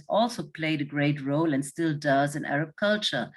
This fact is often neglected, denied, or ignored, mostly for ideological reasons, since from the end of the 19th century, A standardized form of modern Arabic was regarded as the basis for achieving a renaissance of Arab culture and modern national education. Various forms of Arab nationalisms denied the right of existence to dialectal literature. In analogy, in scholarship, colloquial poetry has received less attention and less study than Fusha poetry. While Fusha was always considered a tool against colonialism, the colloquial, however, gave the poet the chance to express his message of social criticism directly and precisely and to rouse collective sentiments.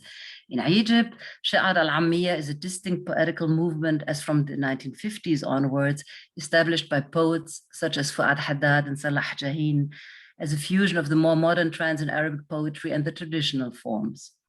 Now, the Iraqi poet Mudaffar al-Nawab is often called the revolutionary poet of Iraq. He has been a member of the Iraqi Communist Party. He was sentenced to death in 1963, which was later commuted to a life sentence. He escaped from the very bad, notorious prison Nuqrat al-Salman in the middle of the Iraqi nowhere desert, and he hid in the southern marshes. Finally, he left Iraq for good, roaming around in the Arab world, settling down in Damascus, at least prior to the Syrian war now. And I think meanwhile, he's living between Iraq and the Emirates. In an interview in 1999, he defines the difference between colloquial and Fusha poems. I quote, "Both colloquial and Fusha poems have their own merits and priorities and their own universe. It is like working with completely different material. To carve a rock is totally different from molding the clay. The grammatical nature of Fusha could be called a rock, which has to be sculptured. There is grammar and linguistic rules and rhetoric devices and the dominance of the literary traditional canon. Colloquial poetry is like clay, since it is indulgent. It is distant from grammar and the rhetoric heritage, which binds the Fusha poet to certain dimensions. The deflections of the dialect and the possibilities to assemble words allow the poet such an abundance and freedom to derive new words which don't exist and to give them meaning. In classical Arabic, this is not possible." Now, the most famous of Nawab's early colloquial poems, which has earned him immediate and lasting fame in Iraq, is entitled Lil-Rayl wa Hamad, for the train and for Hamad. What struck me first when I read it was its inner melody and rhythm, the sound and softness of the language. I will quote only the first two stanzas here, which set the scene of farewell and departure. Lil-Rayl wa Hamad, مرينا بيكم محمد وإحنا بقطار الليل وسمعنا دق قهوة وشمينا ريحة هيل يا ريل سيحة بقحر سيحة عشق يا ريل هودر هواهم ولك حضر الصناب القطا يا بو محابس شظر يا الشاد خزمات يا ريل بالله أبغنج من تجسب ومشمات ولا تمشي مشية حجر قلبي بعد ما مات وهودر هواهم ولك حضر الصناب القطا. I don't know, for the ones who don't speak Arabic, my, not so very poetic translation. For the train and for Hamad, we passed by you, Hamad, sitting in the night train, hearing the grounding of coffee beans, smelling sweet cardamom. O train, howl of misery, howl of yearning, O train, their love has grown, my dear, the partridge hidden in the grain. Hey, you with the turquoise ring who fixed the golden nose ring. Oh, train by God, slow down when the one with the mole passes by. Don't leave, don't go away. My heart has not yet died. Their love has grown, my dear, the partridge hidden in the grain. Now, the poem in itself consists of 10 stanzas, each one with 4 lines. تتكون القصيدة من 10 مقاطع كل مقطع of which فيه forms 4 the أسطر refrain. يشكل The السطر poem is الأخير منها composed as a لازمة dialogue between the متكررة. girl sitting in the train, passing القصيدة عبارة عن by, حوار بين Hamad who الفتاة sees the الجالسة في train القطار passing by. وهو يواصل In the المسير first وحبيبها stanza, it's حمد the girl who الذي يرى speaks. القطار Her يمر. despair of not being في able to يرمز reach اليأس her lover, والشوق yet الذي being تعاني so منه الفتاة close, is بسبب عدم symbolized in قدرتها the على train's الوصول إلى حبيبها screeching wheels. بعد أن كانت In the قريبة second منه stanza, في صوت Hamad speaks, عجلات adding القطار to the image الصاخبة. of the في المقطع beautiful الثاني girl, يتحدث حمد the mole and the متغزلا في golden حبيبته rings, الجميلة ذات الشامة التي and تزين confirming his حياها love والقرط for her. الذهبي الذي Like ترتديه her, he ويؤكد addresses حبه the له. train directly, مثلما this يخاطب time حمد by القطار calling the مباشرة، wagons to slow وهذه down المرة when من خلال passing and استدعاء blaming العربات them for للإبطاء not عند stopping and المرور letting him meet وإلقاء her. اللوم على القطار He's in لعدم a state of التوقف والسماح despair, له and بمقابلة sorrow. حبيبته. Throughout this يبدو dialogue, حمد في حالة من train اليأس remains والحزن the وطوال first الحوار addressee الدائر for both of بينهما them. ذهابا وإيابا Dialogue يظل between the القطار two هو entails a المخاطب change in الرئيسي perspectives لكليهما. that يستلزم interweave and الحوار بين complement each الاثنين other, تغييرا being من bound وجهات together by النظر the التي same تتشابك refrain. The وتكتمل بعضها refrain البعض introduces the وترتبط third معا بنفس perspective, the الوتيرة. anonymous narrator, تقدم or هذه train, العبارة المنظور الثالث commenting وهو on their الراوي love. المجهول So وهو in القطار fact, the الذي poem يعلق consists على of the حبهما غير dialogue of the two المتكامل lovers أو غير plus the المكتمل. third voice of the في الواقع train. تتكون القصيدة من حوار العشاق Now the بالإضافة southern إلى Iraqi الصوت الثالث dialect, للقطار. I'll switch back في to الواقع this اللهجة one العراقية here. الجنوبية التي Yeah. The هذه southern اللهجة التي Iraqi ألفت بها dialect in القصيدة which this poem is composed is مستوحاة من inspired by الأغاني rural الريفية songs and والإيقاعات rhythms, and ولا many توجد words are not found in لا dictionaries. توجد The مرادفات idiomatic expressions are كثيرة لها في القاموس والمعاني. quasi-incomprehensible without التعبيرات الاصطلاحية explanations and بالقصيدة comments. شبه غير And to مفهومة further بدون شرح complicate things in وتعليق. علاوة internet على and ذلك pirate ولتعقيد copies, الأمور you find ستجد في الإنترنت plethora of variations with خاصة diverging, في النسخ missing, or المقسمة lacking من هذه verses. القصيدة These عدد كبير different من versions of الاختلافات the poem make academic analysis rather a وأبيات challenge. متباينة In my translation, I have followed the ومفقودة. explanations of هذه الإصدارات Iraqi المختلفة scholar تجعل Abdul التحليل Wahid أكثر Lu'lu'a تحديا. in his اتبعت article Mudaffar في Anawab fi تفسيراتي Taqar al-Layl from 2009, without without which I would have مقالة been لؤلؤة lost. مظفر النواب في قصر Now, for الليل. me, the refrain has been the most difficult part بالنسبة لي to كانت لازمة understand. القصيدة هي Without the أصعب جزء comments of منها. Lu'lu'a, it would have been أما impossible. بالنسبة للدكتور The word لؤلؤة hawdar. وبدونه كان Comments are يستحيل أن ranging from أفهمها. على increasing, سبيل getting المثال stronger, كلمة getting firmer, الحوضر to dwindling, القطرة في vanishing. المقطوعة الشعرية Lu'lu'a interprets تتراوح في it المعنى as to grow, بين some interpretation زيادة which I have وأقوى. followed أما because it بالنسبة makes لتفسير sense. لؤلؤة فهي تعني تنمو. In the dictionary of Iraqi Arabic, the word is not listed at all, and in the الكلمات web, العامية العراقية contradictory explanations are given. يوجد تفسيرات Another عديدة example لهذه in the الكلمة. second stanza, في المقطع shada. The الثاني Iraqi هناك dictionary gives the meaning مثال آخر turquoise لتفسيرات blue, مختلفة while comments on ومتناقضة internet say golden. But لهذه even الكلمة. more problematic is the semantic level. وهناك مشاكل The أخرى. meaning of the partridge, القطة. The image of the partridge hidden in the grain can only be understood knowing that the breasts of the girl are hidden beneath her voluminous blonde hair, sanabul, like birds hide in the cornfield. This imagery draws on beauty ideals common not only in rural Iraq. The partridge, with its erotic undertones, constitutes the main metaphor of the poem, which characterize the inner feelings, the sexual longings and yearnings of both of them. The female body takes on a special function in this context. Not only does it constitute the focus of male desire, but also the girl herself speaks freely about her own desire. Now, of course, many questions are open for the translator. First, the dialect. Should we translate such a poem into standard language, which means ignoring the subtleties of the original dialect? Or should we translate it into a German or an English dialect? Me as a non-native English speaker, that would have been in any case impossible, but it's a principal question. To me, it would sound wrong, but it's a question open for discussion. Second, Lu'lu'a claims that the verses are composed in the traditional meter of basit, يعني مستفعل فاعل مستفعل فاعل.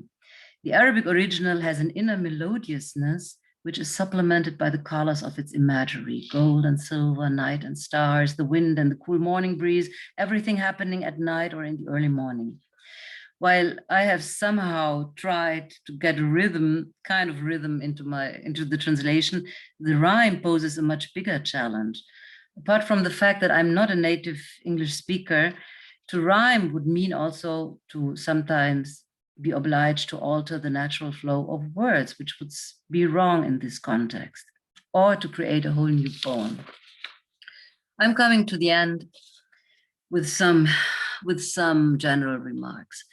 Now, while poetry has been considered traditionally the most highly esteemed medium of expression in the Arab world, in the Western world, generally poetry has no wide audience. From my own experience, I know only very few Europeans who actually read and enjoy poetry. Let's hope that the winner of the Nobel Prize 2020, the US-American poetess Louise Glück, may trigger a bit more interest in poetry. However, a lot has already changed in the past 30 years when I first started to translate. Literary translations seem to be having a renaissance nowadays. The Man Booker International Prize Committee has decided to reward the translator of the winning novel together with the author on equal conditions. that is something really good. And there are a lot of other efforts to trigger translation, especially here in the Gulf, or with you in the Gulf. Many literary prizes have sprung up and have stimulated translators and have created a new awareness of the necessity, of the need for translations. We are living in a global world where understanding the other without prejudice and discrimination is essential. Knowledge of the other is a precondition for peace. This is something which Dr. Sadler has already mentioned in his keynote speech. And cross-fertilization and inspiration is a vital asset without which commonly shared goals are not possible. So even if Robert Frost is right in claiming that poetry is what gets lost in translation, against all odds and all challenges that we face and perhaps sometimes also cannot master, we will continue to translate. Poetry deserves to be read. The audience deserves to have access to poetry from all around the world. And also perhaps translations may be a stimulus to learn other languages so as to read poetry in the original language. Thank you for your attention.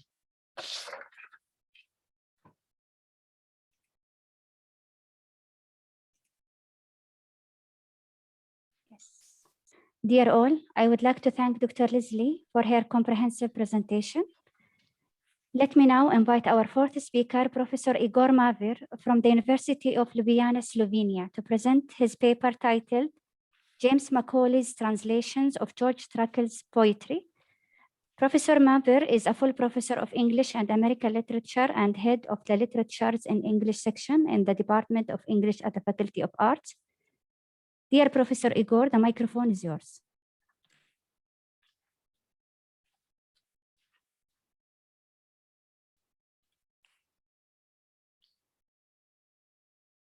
No sound, we don't hear you, sorry. Professor Mavir, please unmute the microphone.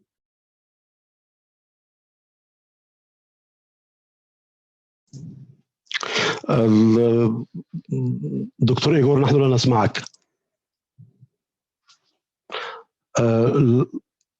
يبدو أن هناك مشكلة في الصوت بالنسبة للمتحدث في هذه الكلمة، البروفيسور إيغور مافير من جامعة ليانا من سلوفينيا.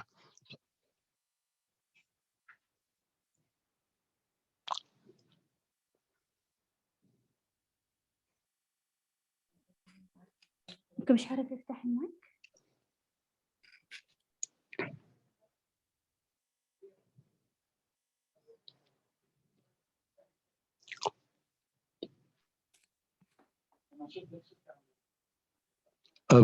توجد مشكلة بالنسبة للمتحدث، علينا الانتظار. Professor Mavir, it's highly likely the lower left corner of your screen has a red line across the word mute. And if you press the word mute, it should nobody can hear you. That's the problem. Have you pressed that?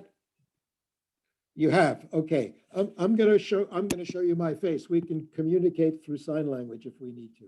Just a moment. That's me speaking. In the lower left corner there of the Zoom, there should be two symbols, one called mute and one called stop video. If they have a red line diagonal across them, it means they're closed. Right now, we see you, so obviously the stop video does not have a red line across it. Does the word mute have a red line across it? In that case, there's something fundamentally wrong with the microphone at your end. I don't know how to solve that problem. It's not a Zoom problem. My suggestion is, press the button again, cause it to be mute. Just press it again. Now it's mute. I can see that on your screen. Press it once more. Press it once more. Now it's unmuted. Now say, but we still cannot hear you. So it may be at your end, it may be at the receiver's end in the Arabic group at the National Archive. But right now we are simply unable to hear your voice. And if you've done what I suggested, then it's either a local issue in your computer, or it's an issue in the translation or the sending of your voice through another computer at the National Archive. I'm sitting in London. I have no way to know either of those. But it seems to me that if you've done everything you can, and I think you have, then whoever is controlling the conference at a central computer in the National Archives needs to be able to check to see if they are receiving it. They may be cross-transferring it. Otherwise, it's an unsolvable problem, and they have to adjust to the situation. There's nothing you can do. In the meantime, I have some few questions that I already received until Professor Igor can fix the issue. But be aware that Professor Maver has done what he should have done, and it hasn't changed anything. You will not be able to hear Professor Maver's talk. You have to adjust to that, but that's the situation. The team here is working to fix the issue if it's internally from the National Archives. We will see that, but let's shift to the questions now. Thank you, Professor Karl. There is a question for Dr. Leslie. يوجد سؤال بالنسبة للدكتورة ليزلي الآن. What are the most challenging obstacles involved in literary translation in general? ما هو أصعب التحديات في الترجمة الأدبية التي تواجهينها؟ Yeah, thank you for this question. I think شكرا لهذا السؤال. في الواقع لقد حاولت أن أشرح it's the cultural concepts which have to be an analogy or shared. There must be something shared ground on which to meet. I think that's the most difficult. That's the most difficult challenge. Apart from the fact, of course, I mean, I have chosen this poem in Iraqi dialect, which is also very difficult for me as non-native Arab speaker to translate. Apart from the fact that translation of or understanding of the text itself. الترجمة تعتمد بالبداية على فهم النص الأصلي في المقام الأول. شكرا. Thank you, دكتور. شكرا دكتورة ليزلي. هناك سؤال آخر للبروفيسور سادلر. أين درست اللغة العربية؟ Is for Dr. Leslie as well, if I can. اوكي سؤال للدكتورة ليزلي مرة أخرى. Yeah. Could I ask, one of my former students, Sophie Collins, writes about intimacy in literary translation, and I was really struck when you were speaking about the way that might fit into translating dialectal versus Fusha poetry. And the way you were talking about, dialect poetry is very much something lived and felt. And you spoke as well about wanting to translate the poem because it really made you feel something, which made me think of that aspect of intimacy. Is this something you've thought about? And do you think that's really important in literary translation, and particularly when we're translating dialectal poetry? Thank you, Dr. Neil. I think that's a very important question, and I'm not sure if I can answer that satisfyingly. For me, when I translated Al-Rarir Muhammad Nawab, it has been for academic purposes. I did not intend to publish literary analysis, which would really be published as a work of art in itself. And I am not sure how to do it. I mean, I told about the open questions, what to do with colloquial poetry. Should we translate it into colloquial German, colloquial English? For me, that does not sound right. And my experience وبالنسبة لتجربتي في هذا المجال of translating poetry خاصة في written ترجمة in الشعر من colloquial, which is اللهجات Nawab, المحلية and I have والعامية translated some of the Nabati إلى اللغة poetry الإنجليزية from Abu Dhabi into German, of course, is that I have always chosen high normal German, of course. So I'm not really a specialist in literary translation theories. And I'm not sure, because I hear Sadiq or someone always translating my questions, my answers in Arabic. Did I answer your question? What did you say about your student? Sorry. No, just that she wrote about intimacy being like almost a requirement, but she was writing, she's a poet first and a translator second, so it's almost the opposite perspective, I think. Which is a very good precondition for having good translations. هذا هي في الواقع شاعرة في نفس الوقت، وهي تتساءل Thank you anyway for your answer. أن يترجم الشعر يكون شاعرا. بالطبع.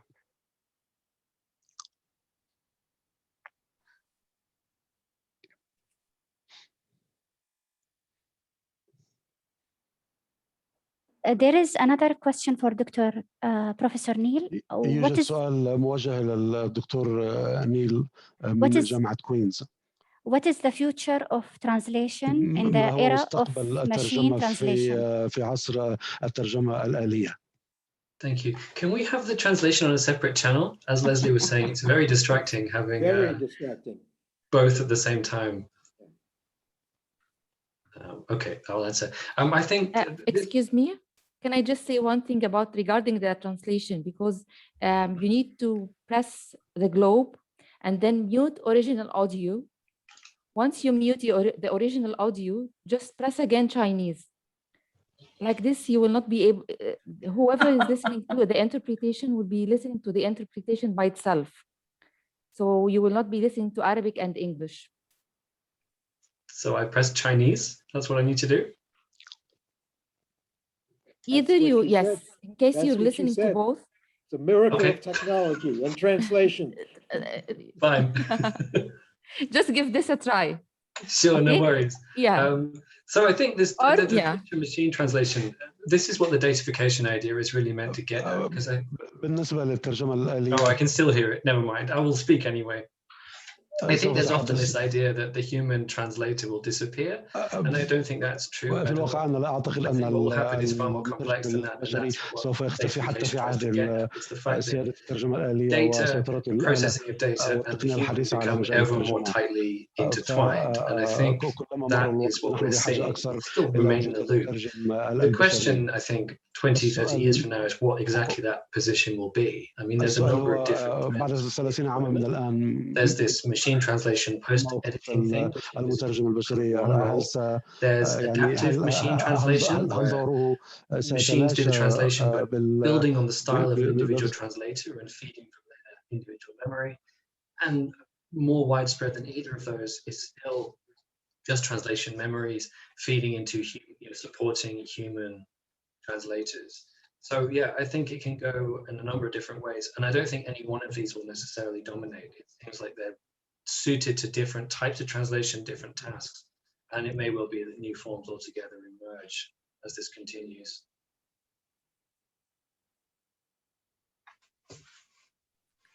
Thank you, Professor Neil. I'll go back to Professor Igor. I don't know if the... Yes, Chair, can you hear me now? Okay, I reset the computer, so it's working now. Great.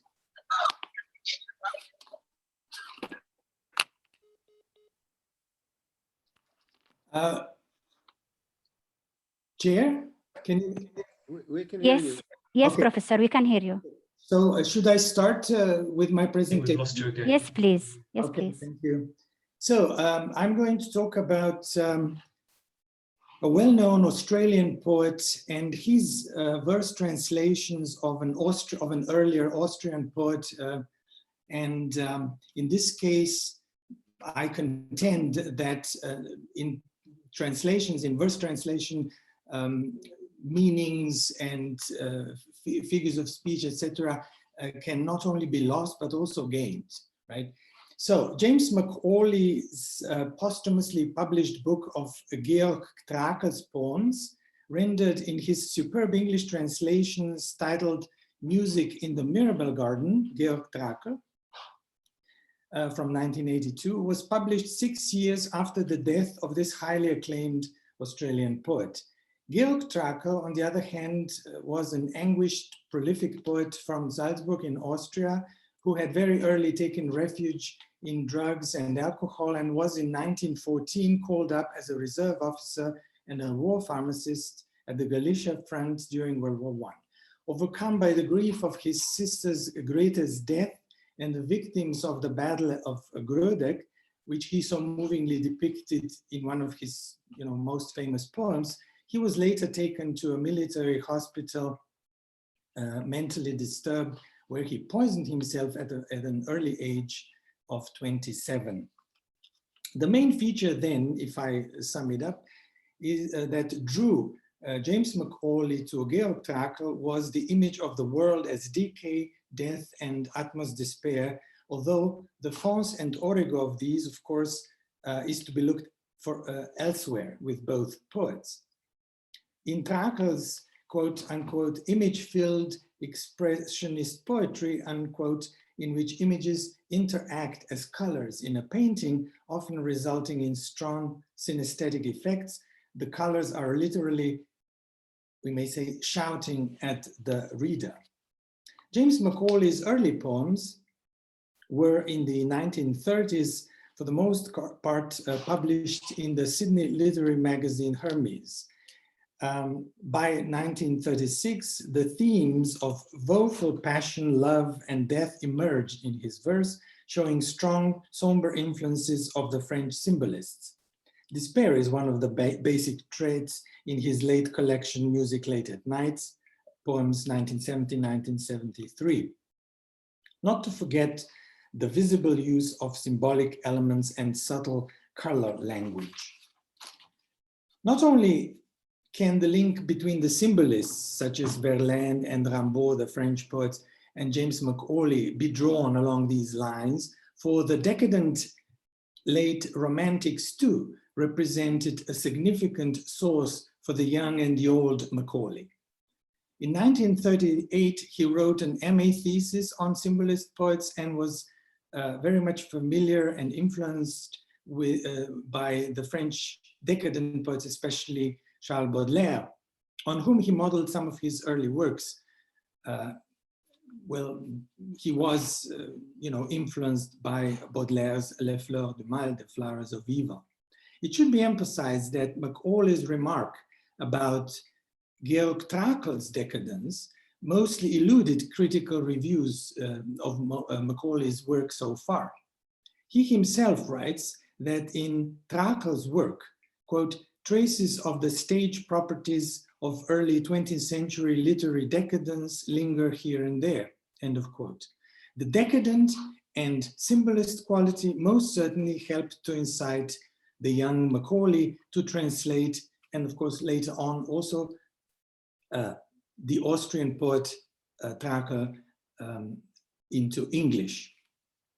Looking more closely now at James Macaulay's late poems from Music Late at Night, in terms of the affiliations it has with Trakl's poem, we can say that there are some distinct characteristics of poetic diction that hold true for both of them.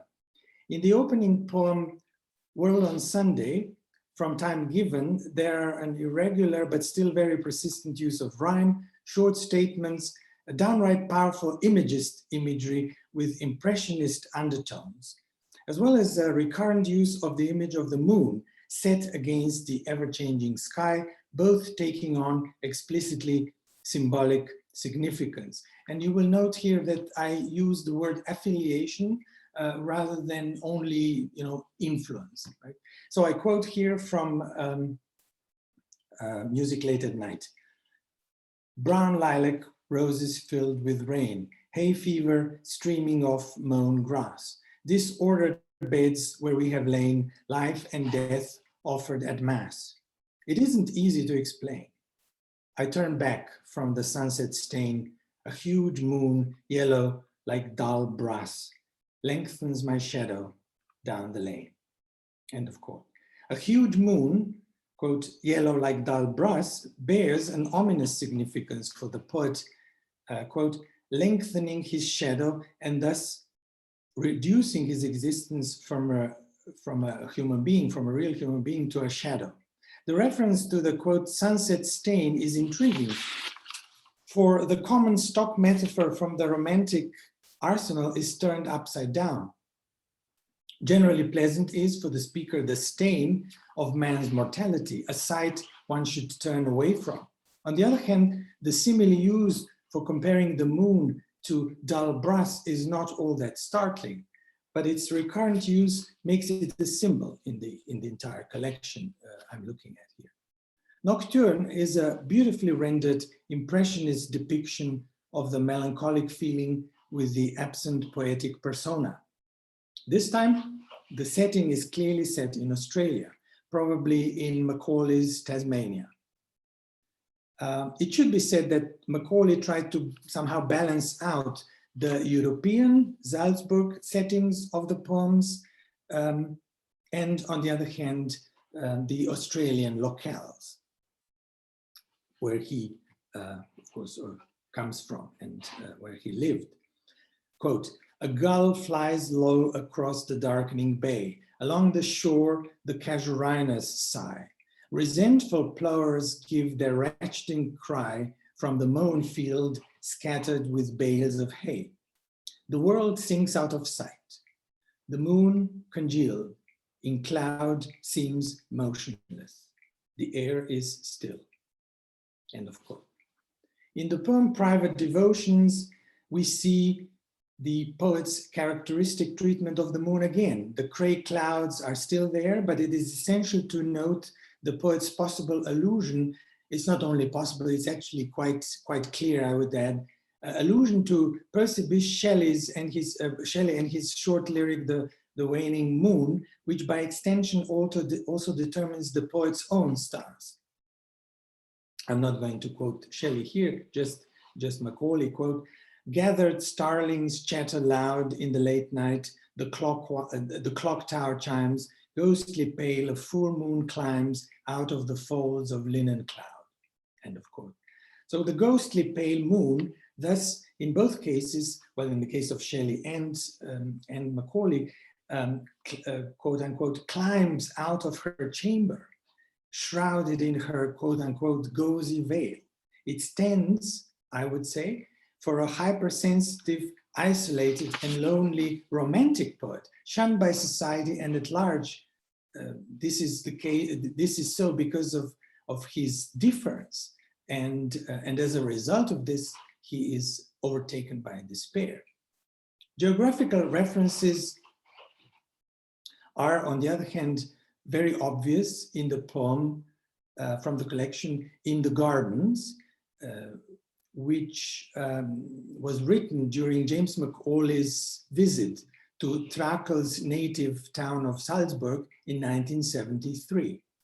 The Mirabel Castle and Park, the gardens included, are set in the heart of the old town of Salzburg, not far from Trakel's home, now turned into a museum boasting exquisite 18th century monuments in the town itself.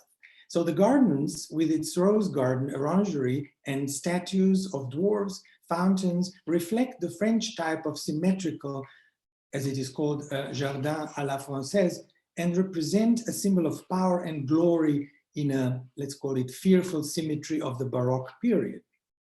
The speaker of the poem by Trakel, called In the Gardens, practically follows in Trakel's footprints, brooding over transcendence, over the transcendence of the vision of the nymph's blank eyes. This is a quote, so much reminiscent of Trakel's faun, quote, who looks, quote, with dead eyes after shadows that glide into the dark. So here I'm going to quote both, just a few lines. First of all, Mcauley, softly gleams the lily pond, a late bee hovers round the rose, and the gentle nymph's blank eyes seem to seek and see beyond the park, the city, and the skies. And now Trakel, earlier, of course, much earlier, ancestral marble has gone gray. A bird flight wavers into space. A fawn looks with dead eyes after shadows that glide into the dark, quote unquote. So we can see the, let's call it, affiliation. In watercolor, the poem, we are suddenly, okay, I think I'm going to skip this in order to keep the good time. The title poem of the collection, Music Late at Night, bears a clearly Traklan stamp. The shadows of black, white, and red colors decay the quote-unquote soulless music of bells and clouds of grief and despair. The poet evidently wrote this poem in the small hours when even the moon, quote, sails cold and the empty streets wait for the new day to commence with a new beginning. But this time there will be no second chance, the poet feels, because the despair is just too overpowering, quote, the rigid silence is complete. The music that the speaker of the poem hears in the Mirabel Gardens is the music of silence, late at night, announcing the arrival of the end, death, and strongly reflecting, this is a biographical detail here, strongly reflecting also Macaulay's knowledge of his incurable disease he was suffering from and of which he died only a couple of years later. Trakel's poem, Georg Trakel's poem, the Austrian poet, Suburb in the Fern, clearly shows also his romantic, exoticized nature. Trakel even introduces elements of exoticism and a wish to escape to faraway unknown places, such as, for example, the land with the quote-unquote rose-colored mosques. The poet notices in the afternoon sky beams of strong sun rays emerging through a sporadic cloud, as on the paintings by Flemish painters. In his daydreaming, he imagines them bringing a different kind of life. We see a tentatively called romantic, maybe downright Orientalist, I would say, kind of nostalgia for the medieval distant past in, quote, fine carriages, gallant horsemen. The use of colors here possibly suggests the influence of Arthur Rimbaud, the French poet, while a similar escapist theme can be found also in Trakel's poem, Decay. So here, obviously, in terms of themes and the coloring, the language coloring is overlaps constantly between let's say between Trakel and Macaulay's verse. So here, if I may quote from Trakel's Decay, which was translated into English precisely by James Mcauley. Quote, out of clouds, shimmering avenues emerge, complete with fine carriages, gallant horsemen. The one sees a ship run aground against cliffs, and often there are rose-colored mosques, end of quote.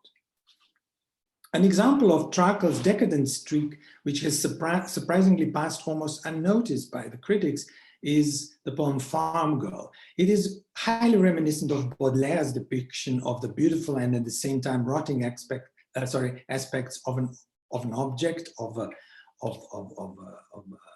person, but even more so of Edgar Allan Poe's iconographic usage of the death of a young beautiful woman, such as in Annabel Lee. The figure of the farm girl in the case of Trakel thus appears in striking contradictions in a decadent vein. So youth, death, beauty, and on the other hand, rotting decay. The distant tinkle of a bell, similarly to Macaulay's poems, indicates the state of mourning, while the originally blue sky gets covered by black cloths as the farm girl's death becomes imminent. The imagery of decay used is downright imagist and decadent, again, shocking and effective. the farm girl's mouth is compared to a wound buzzing with flies, which again brings Baudelaire to mind and his poem, A Carrion, or Charonne. So to conclude,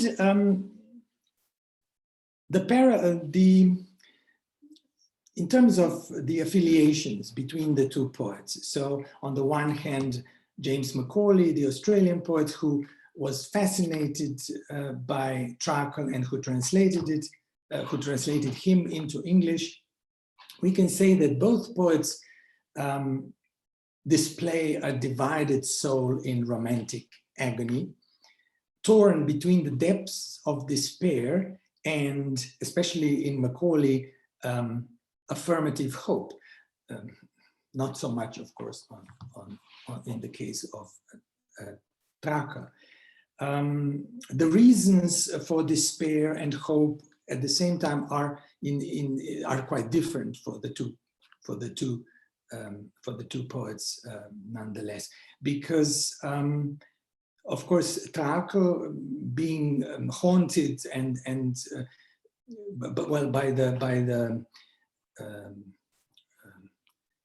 casualties and the horrors of the Great War, the First World War, his view is expressionist also. There is the feeling of despair, and his poems are, of course, far darker than Macaulay's own poems.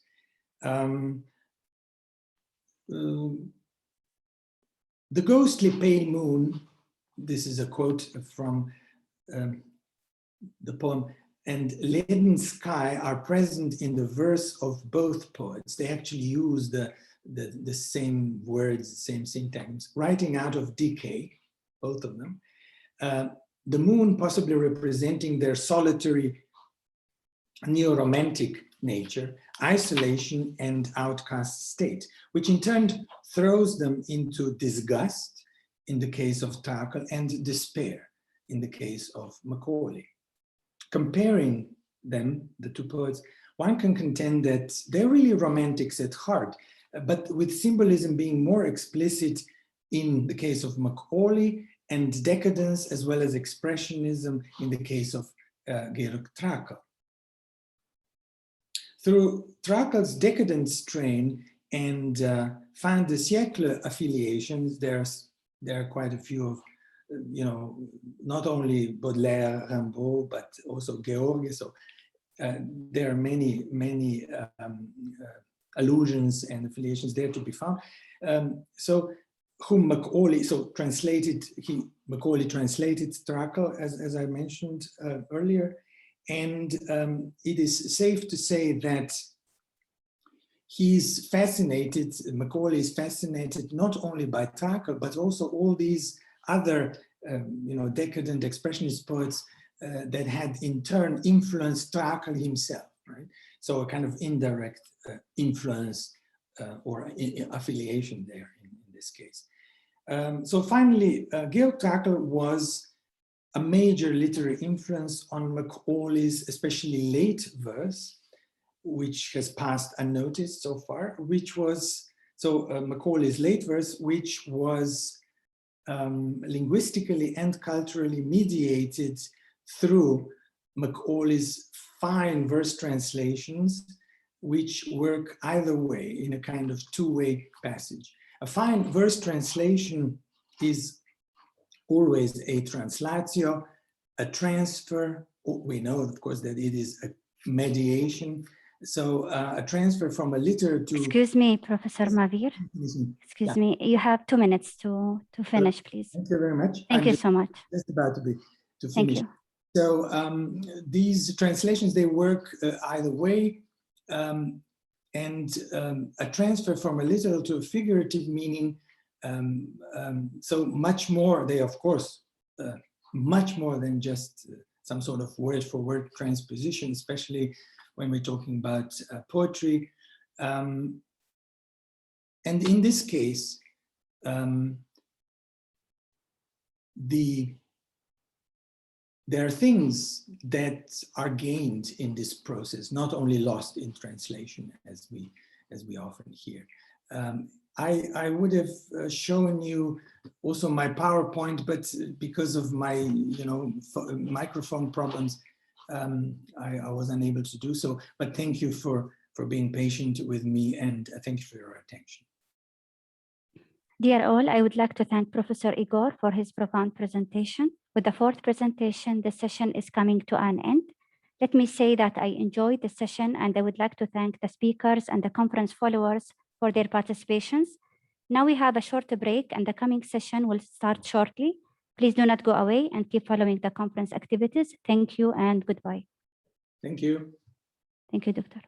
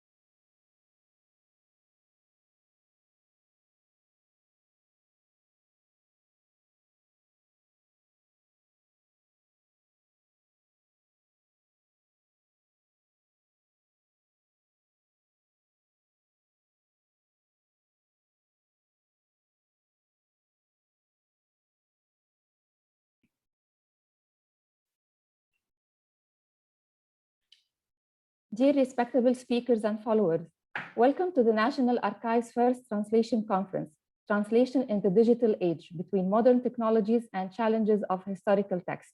I am Shahinaz Nagar speaking to you from Abu Dhabi, and I will chair the second session entitled Globalization Mechanisms and Translation Methods in the Digital Age. In this session, we have 4 distinguished speakers who will present their papers. Each one will be given a time between 15 and 20 minutes at maximum. At the end of the presentations, 5 to 10 minutes will be given for short questions and answers.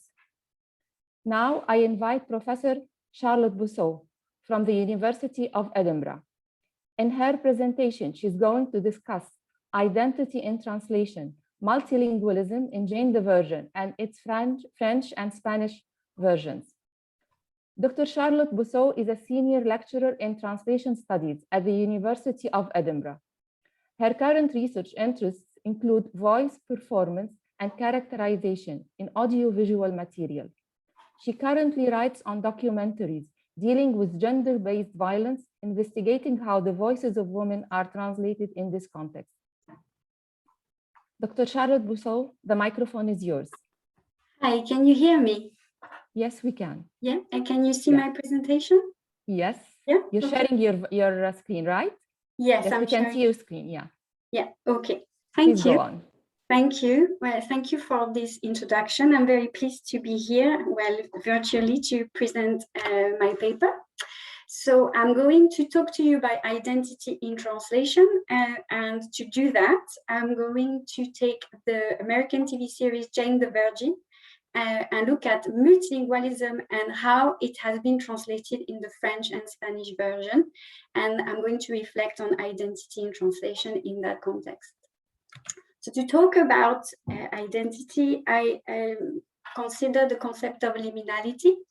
So a liminal space is a realm of pure possibility whence novel configurations of ideas and relations may arise. So it's an in-between space. It's the space where new meanings can be introduced, and it's characterized by its ambiguity and its openness. So it's a period of transition that paves the way for something new. And what I argue is that multilingualism in audiovisual products, so multilingualism is the ability to speak more than one language. So multilingualism in audiovisual product is or can be seen as a liminal space characterized by its openness and its ambiguity, because characters are speaking 2 languages and their identity are being negotiated and constructed through this linguistic diversity. So they belong to at least 2 cultures, and they can switch from one language to another when they speak, and their conversations only make full sense in this particular liminal space, so this in-between space, where one person speaks one language and another person speaks another. So to talk about this, I'm considering the American TV series Jane the Virgin, which is a satirical American telenovela that is streaming on Netflix, but was created by the network CW and has 5 seasons, so 100 episodes, or as they are called, chapters. So it's a multilingual American TV series that is set in Florida, and because it's set in Florida, English and Spanish coexist, so the characters speak these 2 languages, and it's centered around the life of the Villanuevas. And as you can see on this picture, we have Jane in the middle, eating a sandwich. On the right, we have a grandmother, Alba, and on the left, we have her mother, and they love watching telenovelas. So Jane the Virgin is about Jane, whose life is like a telenovela.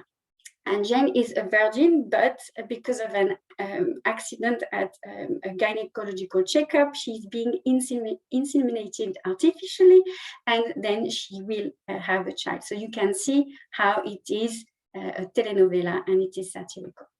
So Jane is multilingual because Jane, as a 3rd-generation immigrant, speak English and Spanish in her daily life. So it means that Jane and her mother, Xiomara, speak to each other in English, but they understand Spanish perfectly. And then they speak to Alba, so the grandmother or Xiomara's mother, in English, but Alba always responds in Spanish, even if she speaks English. So their conversations are always in both languages, and it's a symbol of intimacy. So you can see that English and Spanish play very important roles in the series, because Spanish is the language that binds the Villanuevas, and they have a very tight circle because Jane was solely raised by her mother and her grandmother. We also have other characters. I don't have the time to speak about all of them, but we have Michael Cordero, who is Jane's fiancé, Rogelio de la Vega, who is her father, and Rafael Solano, who is the father of Jane's baby. Michael is important to mention because he's American and he doesn't speak Spanish. So when he goes to family gatherings, he doesn't have access to what Alba says, and he needs a translation. Rogelio, on the other hand, is a telenovela actor of Mexican descent. So he speaks Spanish and English in different contexts. He speaks Spanish in the telenovelas, but also with Alba, and he speaks in English with Jane and Xiomara. So the character and casting is important because Spanish and English have different functions, and the casting choice reflects the show's linguistic diversity, and the shows has been said to give an accurate depiction of Latinos and Latinas in the US. So it's a multilingual, multi-ethnic, and multicultural show, and the languages spoken by the characters are important parts of who they are, that is their identity and relationship. And Spanish, as I mentioned, is the language of the insiders, those who belong to the close family circle of the Villanuevas.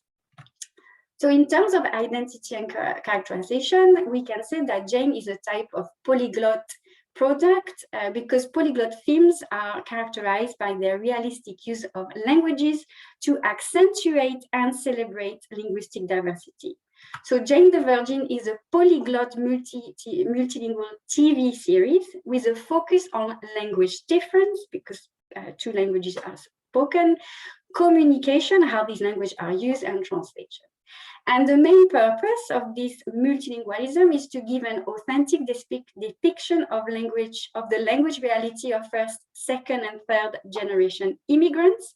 So it is used as a vehicular matching, so the languages are represented as they are or would be in a bilingual household.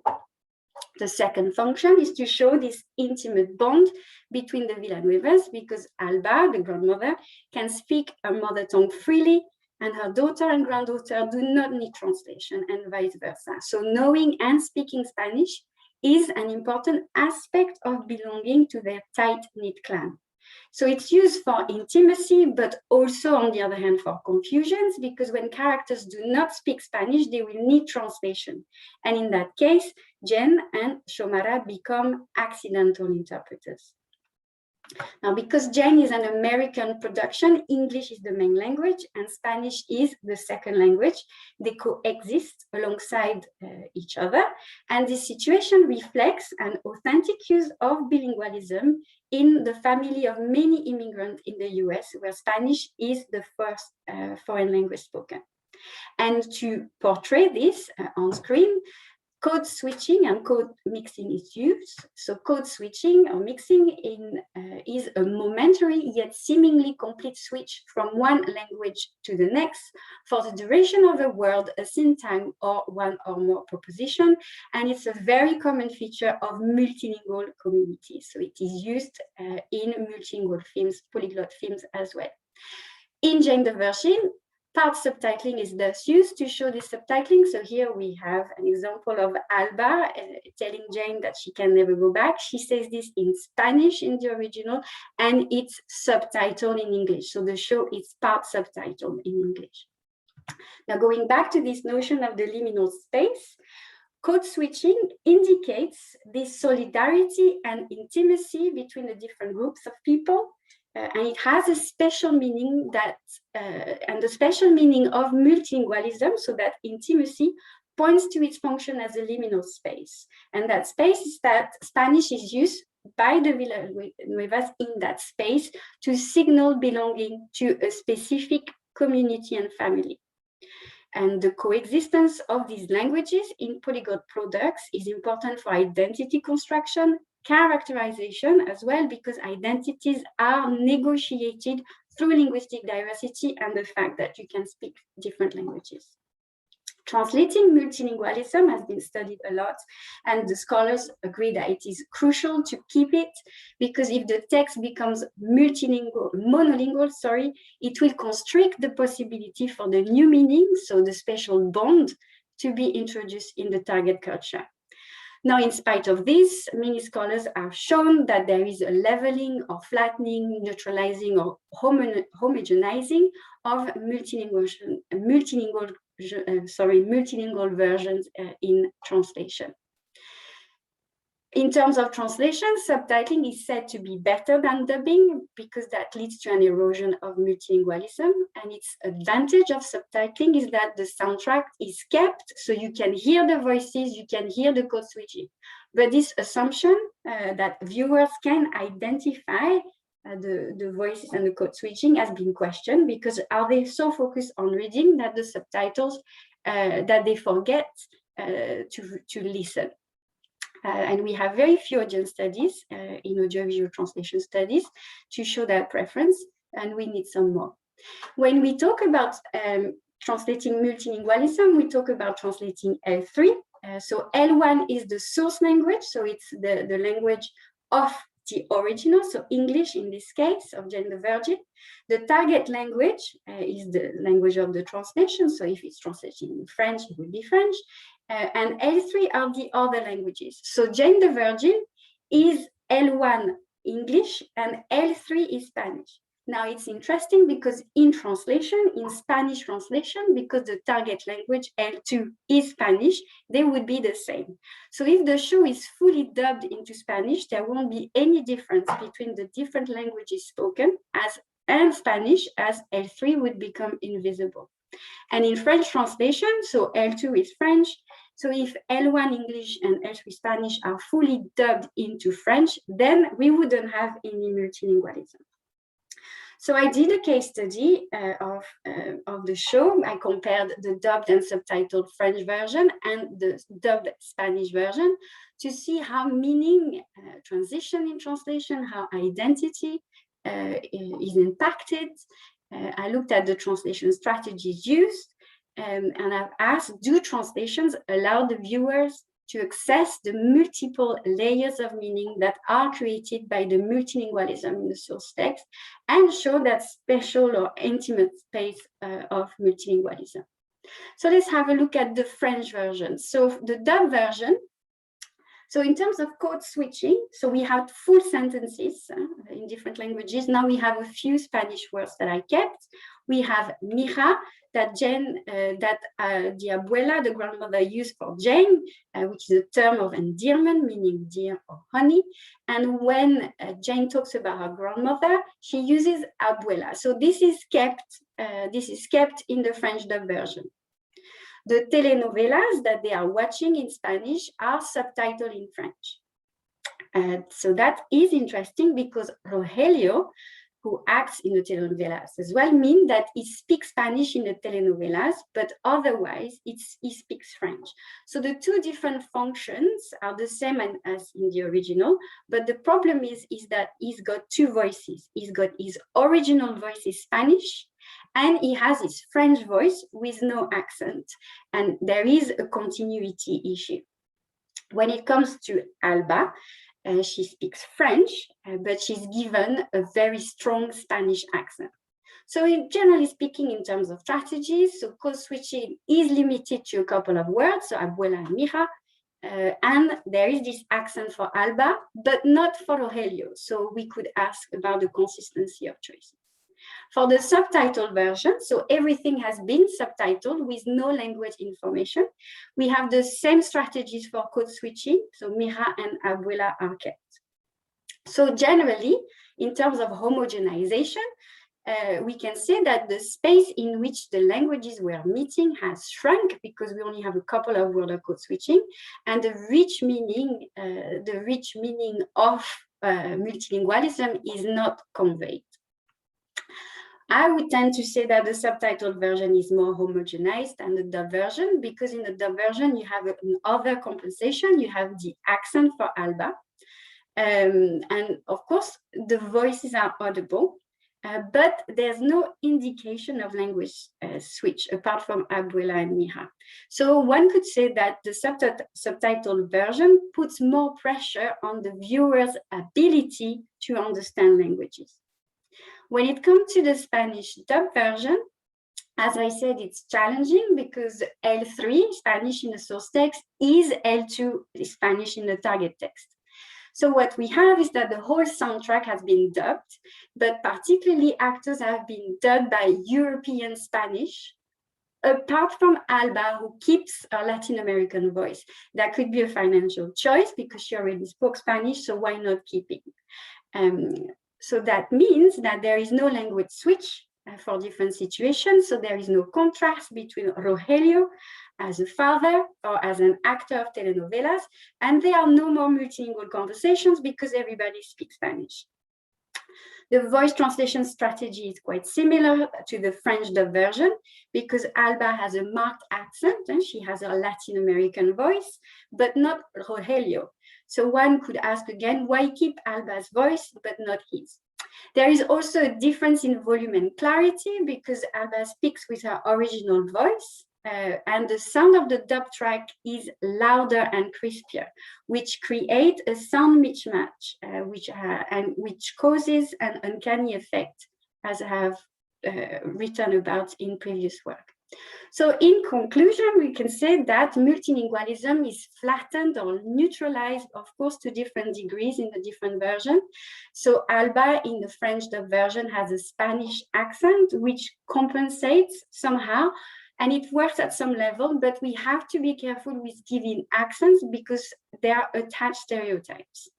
In terms of representation, the Spanish accent for Alba is not an equivalent solution because Alba doesn't speak English with a Spanish accent in the original, she speaks Spanish.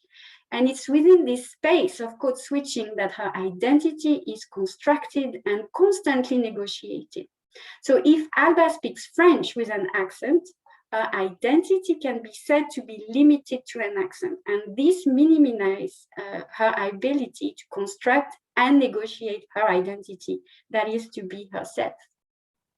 So the French and Spanish audience have really no idea how much the different languages are being spoken, yet in the original they are able to understand each other, and this diversity is at the heart of their relationship and also a sign of belonging to this particular community of the Venezuelan American. I don't think it makes any sense to dub the show into Spanish. A subtitled version would convey better the multilingualism and its function. For the French version, we could have a mixture of subtitling and dubbing, for instance, with English being dubbed into French and Spanish subtitled into French. So going back to this liminal space, so I mentioned before that the main functions of multilingualism is that of authenticity and intimacy, and they are lost in translation because they all speak the same language. So the specific meanings that are related to intimacy, but also the roles of languages are not conveyed to the French. Excuse me, Professor Charlotte.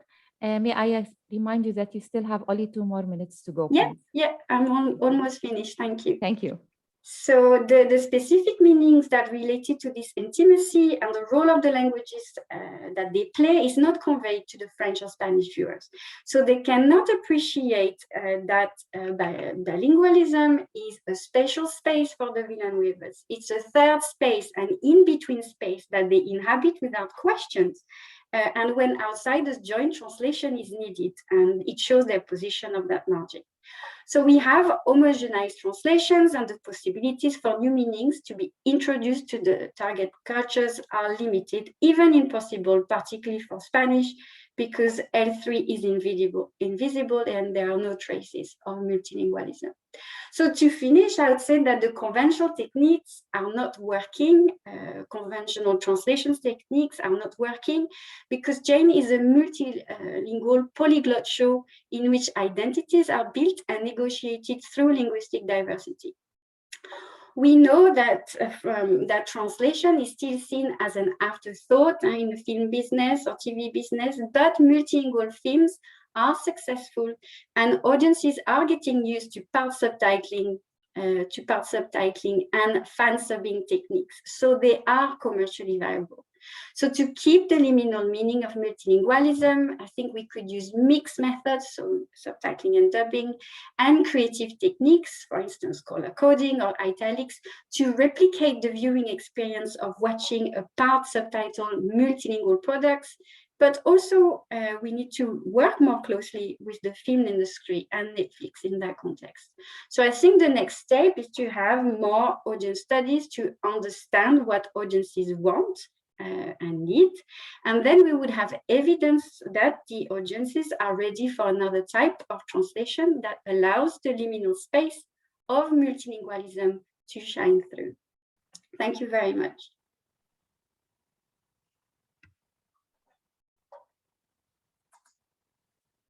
I would like to thank Professor Charlotte Bousseau for her insightful research and commitment to the presentation time. And now I would like to invite our second speaker, Professor Tariq Shamma from Binghamton University, New York, United States of America. He will present a paper entitled A Historical Anthology of Arabic Translation, Challenges and Prospects. Currently, Professor Tariq Shamma works at the Comparative Literature Department and Translation Research and Instruction Program at Binghamton University. He is the author of Translation and the Manipulation of Different Arabic Literature in 19th Century England. He is currently working at an anthology of Arabic discourse on translation, which is to be published shortly. السادة المتابعين، للاستماع للترجمة الفورية باللغة العربية يرجى الضغط على الكرة الأرضية التي تجدونها في الشاشة واختيار اللغة الصينية أو Chinese لأنه لا يوجد اللغة العربية، فاختيار اللغة Chinese يتيح لكم الاستماع إلى الترجمة باللغة العربية. To listen to the simultaneous interpretation in Arabic, kindly click on the globe and select on Chinese language. This way you will be able to listen to the Arabic translation. Professor Tariq Shamma, the microphone is yours. Good morning, or good afternoon. Assalamu alaikum. I hope, can you see my presentation, the slides? Okay, all right, thank you. All right, as Mrs.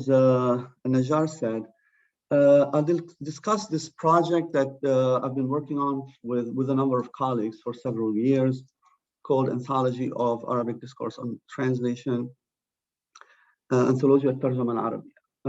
So this, as I said, is the outcome of multi-year research project to locate pre-modern Arabic texts that deal with translation in the form of reflection, commentary, or discussion.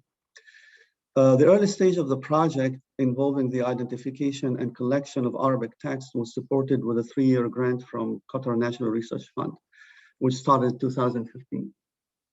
So I'm working with a number of colleagues at different universities as researchers and also as with a number of research assistants in the United States and the United Kingdom and Qatar also. So this collection of text, the anthology, has resulted in a corpus, which I will discuss. And based on this corpus, we produced the book in Arabic, which is being published now by the Arab Center for Research and Policy Studies in Doha. And in the English version, I just submitted the final version of the English version to Routledge. The scope of the study extended from the earliest recorded instances of classical Arabic around the 6th century AD until the end of World War I, which we set as the conclusion of the pre-modern period and the start of the modern periods in the Arab world. Within this timeline, the texts have been divided into 2 broad historical periods. The classical period, which, as I said, starts with the 6th century until the 18th century, and Nahda, or the Arab Renaissance. This is 18th century to the early 20th century, 1918 specifically. So in our initial plan, this is from classical period. This is Aristotle in an Arabic manuscript. On our initial plan, the anthology was designed to focus on these 2 periods, Nahda and the early Abbasid dynasty, which are the landmark periods of translation in Arabic, in the history of Arabic. However, as we progressed further and as more and more texts were collected, it became clear that translation was present over such long periods and at such a scale that it cannot be limited to 2 discrete stages. So as a result, we had to expand the scope of the first part of the book to span the entire pre-Nahda age, which is still quite broad, but maybe in the future we'll have more divisions. Texts were investigated in all contexts, disciplines, and intellectual fields, regardless of the author's ethnicity or geographic location. So the corpus we collected after several years consisted of around over 543 texts of widely varying sizes, ranging from thematic series of articles in Nahda to brief notes of multiple lines, especially in the classical period. Texts were organized by historical periods of centuries for the classical age and the decades for the Nahda age because of the big disparity in the number of texts. We had 360 for Nahda and 183 for the classical age. In addition to the historical period, the texts in the corpus were tagged by author and topic, the languages translated from and into or discussed, and whether the extract was taken from a translated work, that is from paratexts, or from an original work. An additional criterion in the Nahda text was the medium of publication, because then we have journals and periodicals. Now, the selection criteria. So how did we select the text from the corpus to choose about 50 what we consider to be more or less representative texts of the general trends in the corpus? So here we tried to provide a balanced representation of the main trends in the collected material and to connect them as much as possible to contemporary historical problems in the theory of translation or in Arabic studies generally. So these criteria include first, originality. So this comprises texts that have not received sufficient attention, especially those dealing with new topics or tackling a common topic from a different angle. The second one, which kind of balances the first criterion, is the impact and wider recognition. So some texts, though widely known in studies, cannot be left out of an anthology of this kind due to their influence and importance. Third criterion is the size or length. While texts considered for selection were only those with a minimum amount of discussion of translation, more than simply mentioning translation, the length varied, as I said. So due to the large size of the collected corpus, we decided to omit extremely short texts, but these were referenced sometimes in the discussion, in the commentaries, etc. The fourth criterion is connection to significant social, political, or intellectual issues in the historical context of the text, and potential contribution to historical research. 5, relevance to modern transition studies or fields. And of course, these are connected, either historical one or modern one perspective. Relevance to current problems in Arabic studies, intellectual, cultural, or socio-political. And as we said, we try to balance these, using a modern perspective, but again, understanding the text in their historical context, not imposing our own modern perspective on them. Finally, variety was an important criterion, and we tried to maintain a multiplicity of topics, issues, and theoretical approaches, and to reflect a broad historical range. So this is in the anthology, we had the selected text, and we had each one had an introduction and commentary by one of the researchers that emphasized and studied some of these issues. Okay, and of course, this was the Arabic version, then the English version was translated, the Arabic was translated into English, and we have translators who work, and some of them are participants in the conference. Finally, so now I want to look at the main findings and the recommendations for further research that we had. So first, the findings. First, transition discourse in Arabic, which as I mentioned, continued throughout all historical periods at an intensity and variety arguably higher than previously assumed. So not only the Abbasid period, the Asr al-Abbasi or the Nahda, at all ages, at least discourse on translation, not necessarily translation itself.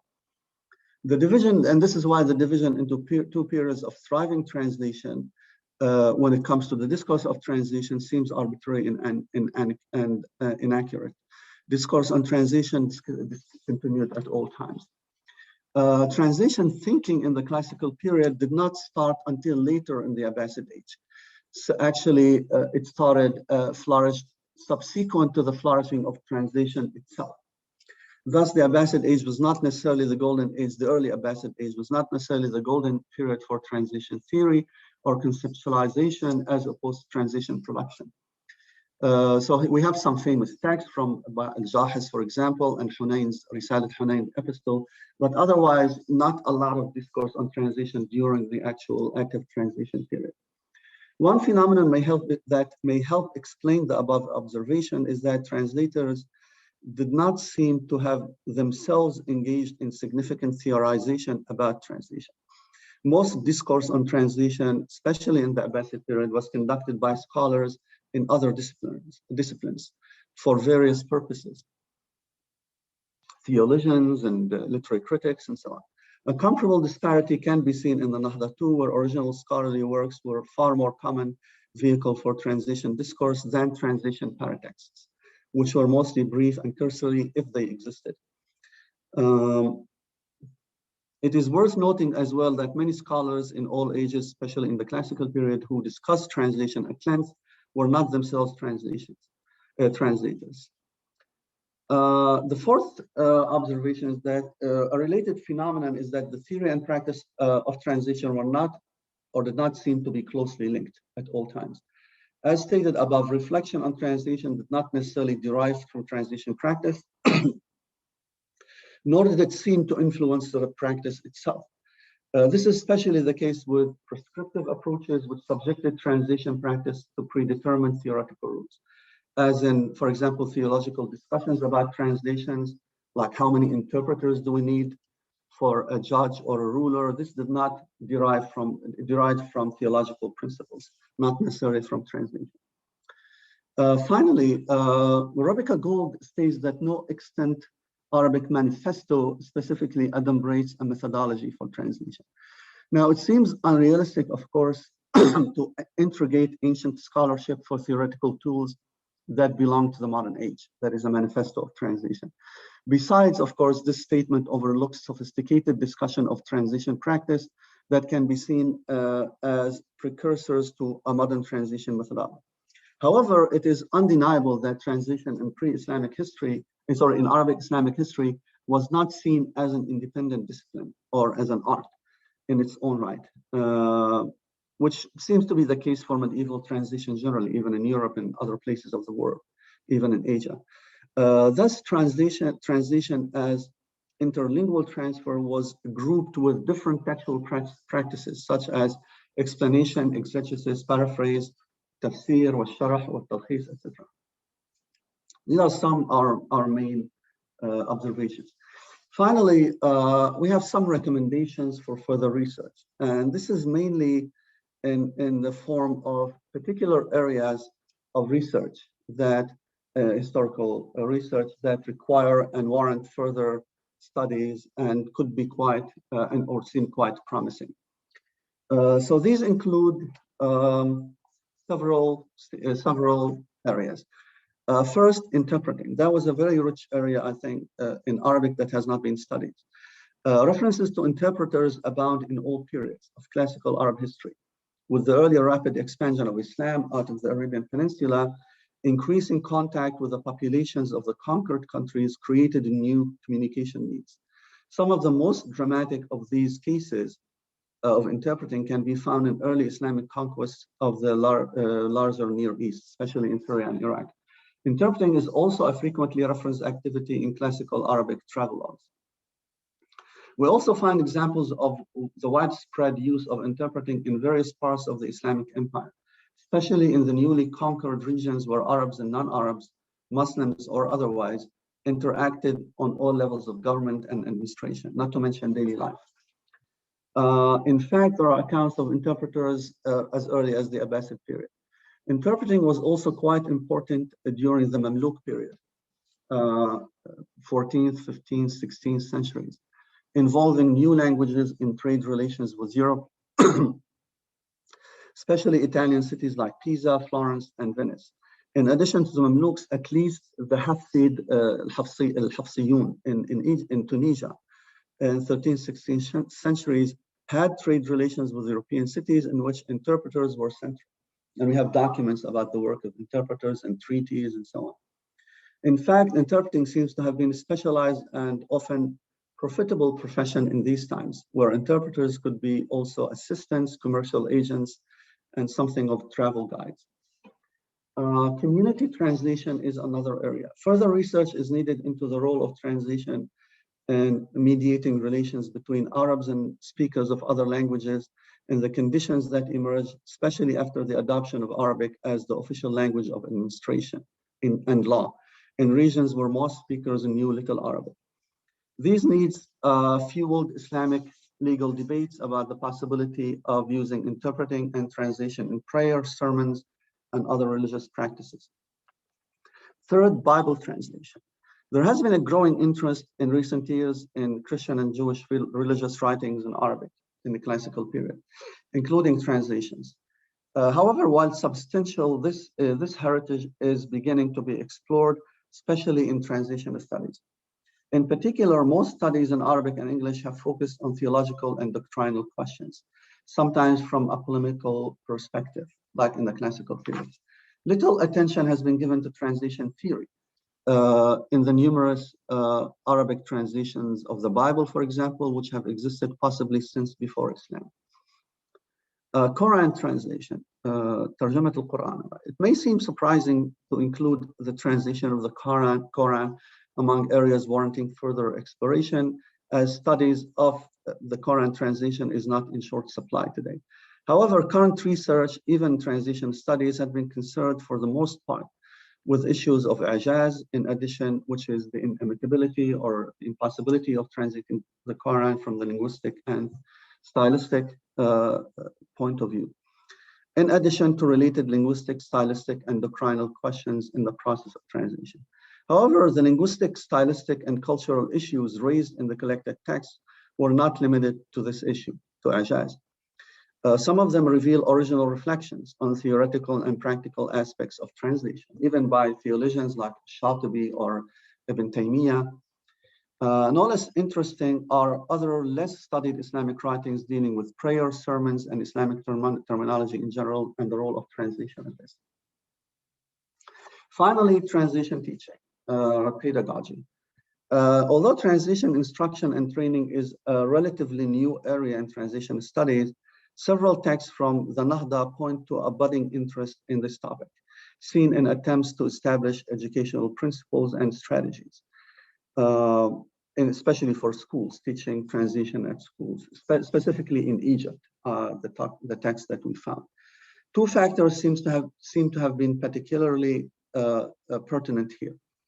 First, Dar al-Alsun, or the House of Tongues, first founded under Muhammad Ali's patronage in Egypt in 1835 as the School of Translation, Madrasat al-Tarjama, that's what it was called in the beginning. So the first translator training programs in the Arab world. More broadly, the second factor in translation education is educational reforms in the 19th century in Egypt and the Levant especially, and Iraq, established modern public schools, which integrated the teaching of foreign European languages and sometimes translation. A salient feature of early educational methods, which is also a feature of early educational methods in translation generally, was the integration of translation with foreign language teaching to such an extent that they became inseparable. They talk about translation teaching and, language teaching and translation as almost the same thing. You study the languages and you translate automatically almost. Still, we have come upon translation curricula from the early 20th century that use sophisticated methodology by the standards of the time, addressing translation techniques beyond proficiency in the two languages of translation. So this is generally an overview of the project and our main findings and recommendations. Thank you.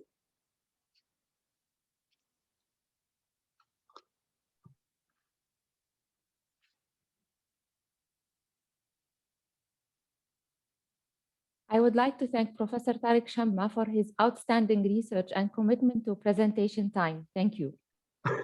Thank you. Now I invite our third speaker, Professor Salah Basalama from the University of Ottawa in Canada. Professor Basalama will present a paper entitled Translating Islam into Secularism and Vice Versa, a dialogue within Western modernity. Professor Basalama currently works at the School of Translation and Interpretation in University of Ottawa. His fields of research include the philosophy of translation, translation rights, social and political philosophy, post-colonial cultural and religious studies, as well as Western Islam and Muslims. السادة المتابعين، أذكركم مرة أخرى بأنه يمكنكم متابعة الترجمة باللغة العربية عبر الضغط على الكرة الأرضية واختيار اللغة الصينية أو Chinese. نظرا لعدم وجود اختيار اللغة العربية فالضغط فقط على اللغة الصينية أو Chinese. Professor Basalama, kindly start your presentation, please. Thank you very much for this invitation. I'm glad to be part of this great conference. So let's start. So a quick outline. I'm going to make an introduction and introduce the issue of my talk, asking four main questions as follows. And I will finish with some illustrations and examples. You can call it case studies and some conclusion.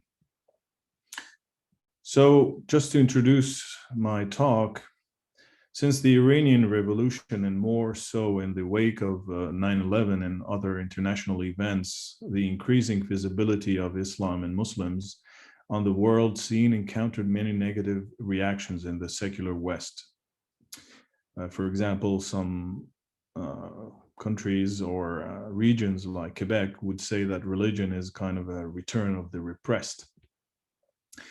Reactions came from across the political class, cross sections of the public, and of course, amplified by the media mainly emphasizing the threat that Islam and Muslim may impose on Western societies, their cultural and religious norms, and their way of life. In many Western countries, this has led the politically represented secularized majority to act toward its religious minorities in a discriminatory manner in the name of secularism or laïcité, as in France or Quebec. On the other hand, Homegrown terrorism and nonviolent fundamentalism have also shown that there is still a deep incomprehension of Western culture and the democratic context of pluralism by some Muslims in the West. Of course, the point here is not to portray Islam and Western Muslims as victims and blame their non-religious fellow citizens, but to view them as legitimate equals with their own rights and duties as lawful members of these societies. This equality in principle, which constitutes the basis of any translational relationship, is not only to be viewed as at the national level, but it should be also expected at the international level as well. So what's the issue at stake here? The question at stake in this paper is to explore the disposition of translation studies as a discipline to offer a conception of translation that allows, beyond the linguistic aspect, for a sociopolitical transformational process. In the increasing secularization of Western societies, what is the status and role of religions in their moral content? If secular and religious Muslim citizens are of equal value to the eyes of the neutral democratic state, what could be the function of translation in regulating their relationship? So the first question is, why translating Islam or secularism? Why speaking of translation in a common linguistic space? Because there is diversity, cultures, non-religions, religions and non-religions, and a plurality of reasons and logics. Because also there is a coexistence of differences, divergences, disagreements, misunderstandings, and conflicts, of course, of every kind. There are cultural differences, speak different conceptual and symbolic languages. When studying the phenomenon of Islamism, for example, François Burgat talks about the imperative of Western secularism to enable itself to translate the Muslim parlance into accessible language. And you have the example that Tariq Shamma has studied, which is Arab nationalists who used also a lot of this kind of parlance. The same duty of translation should apply to Muslims as well. On the one hand, this means that Muslims must integrate most of the values found in Western cultures, as long as they are not conflicting with their own. On the other hand, it also means that Muslims should translate themselves, that is, to translate their religious ethos into one that can be understood by most people.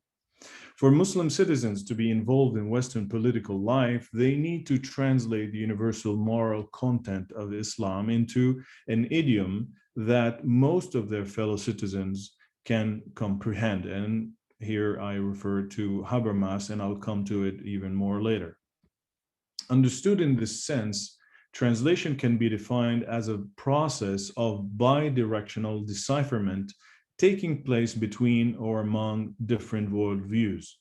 Because this trend of translation takes place between remote and sometimes opposed frames of reference, it may be called interreferential translation. In the social philosophy of Habermas, it may be called the institutional translation proviso, which we will come to later on a little more. So our proposed thesis is as follows. Translating would suppose a dual understanding of both Western cultural and social history and Islam Muslims in their diversity. It means knowledge integration. Translating entails the production of a discourse that builds on an accurate understanding of the source and an acceptable rendition of the target cultures at hand. This means knowledge production. Translating Islam or secularism would bring change to perceptions. It would not be considered as a foreign body threatening the existence of either identities, but as a part and parcel of its cohesion, of the social fabric and the very condition of its cohesion, This means knowledge, impact, or transformation. So my second question out of the four that I have is, what is there to translate then? There are many objects that can be translated from both sides. Translating understood in the meaning I have outlined just before. A few examples from the Muslim vantage point. Women headscarf niqab is a lot of time is a big question in the West. So it is about debunking representation of submission to the contrary, which is emancipation. And religious practices, for example, a lot of questions about why so many prayers a day and different, rituals that Muslims have, and how to explain these representations of religious duties in a secularized society is a question to be accountable to answer to. What about the Prophet? The meaning of the Prophet in Islam, his value and representation as a representative figure. But also about food restrictions. What are the connotations of religious prohibition in daily life in a culture where prohibition is just frowned upon? So I'd like to take the other vantage point now, which is from the vantage point of the secular. The historical meaning of caricatures, not only a demeaning tool, but also a cultural expression. Many Muslims don't have a clue about the historical value of caricatures in the history and the development of the secularization of Western societies. The meaning and scope of freedom of speech, not only as an excuse for insult, but also as a principle of democracy. The status of fiction or literature, not only as a pretext for conveying messages or hidden messages, but also a safe space for provocative imagination. And you can think about Salman Rushdie's, events that happened in the early 90s. So the translation is the translation of key meanings, of symbols, of worldviews, of common principles like freedom, equality, human dignity, for example. And I refer you here to Boaventura Sousa de Santos, who has a huge, development about human rights as understood, for example, in the Western, in the Muslim and the Hindu cultures all together, compared and translated in the way I'm proposing here. Translating bodies and gender relations, and translating, belonging. Feelings of belonging is an important translation as well. Translation as mutual integration of people, imaginaries, ethos, and worldviews. This means for translation studies that they need to open up for social relevant objects to be translated besides language and culture. Taking the example of translation as mutual integration, it means to provide the effort of making clusters of miscomprehension accessible to other social groups. In this case, the objects of translation are not only the frames of reference, symbols, and knowledge, they are also people. People who, by being understood, will feel a sense of belonging. And my third question is how to translate these worldviews. In the light of the previous scenarios, translation is done based on a politics of recognition. You cannot translate by recognizing your equal fellow citizen counterpart. As a thick translation as well, with a space for cultural explanation, education, and learning. You have to allow for all group members to learn about the others, hence education on religions. This is something that is taken up more and more in post-secular countries, such as we can find some in the West. With an awareness of transformation and openness to self-transformation, a commitment to social change implies self-change. You cannot go into a translation process without committing to be open to transformation and change yourself.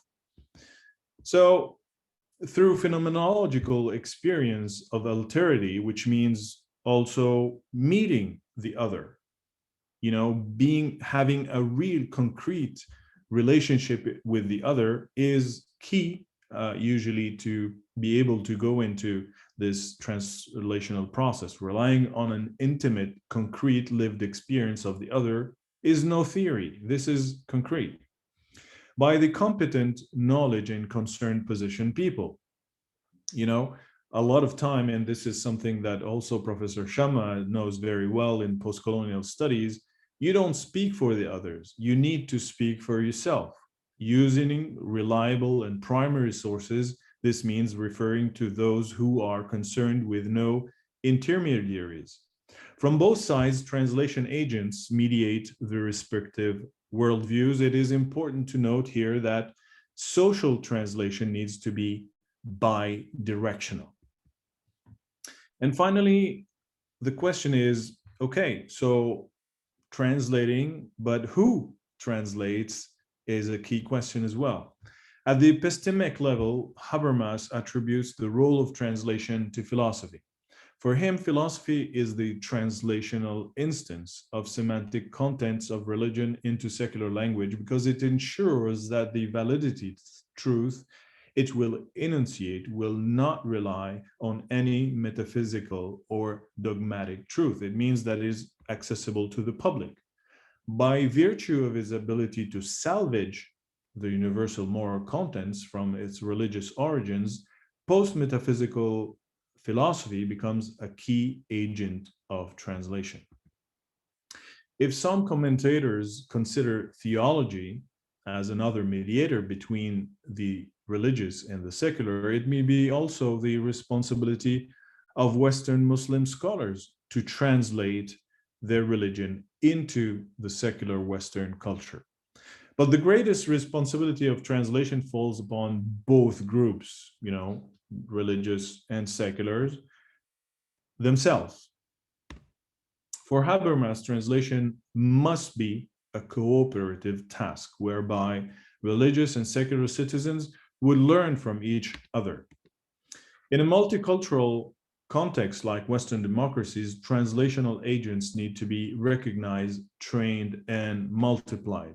Intellectuals and researchers, media and journalists, culture producers, policymakers, etc.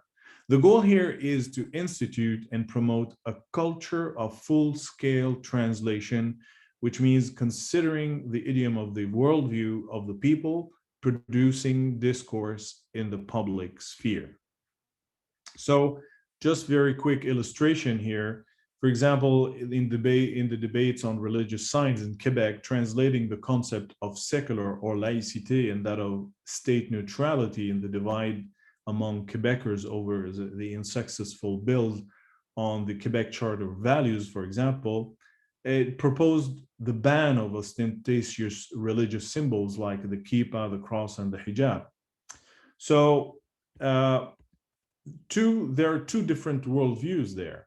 In the media, at least, about the concept of secularism. You have secular in the meaning that the separation of religion from the state, which means the state does not tolerate the presence of any religious sign, which is a secular exclusionist type of secularism. A second strand of secularism, you have it, the state must accept the presence of religious signs and treats them equally.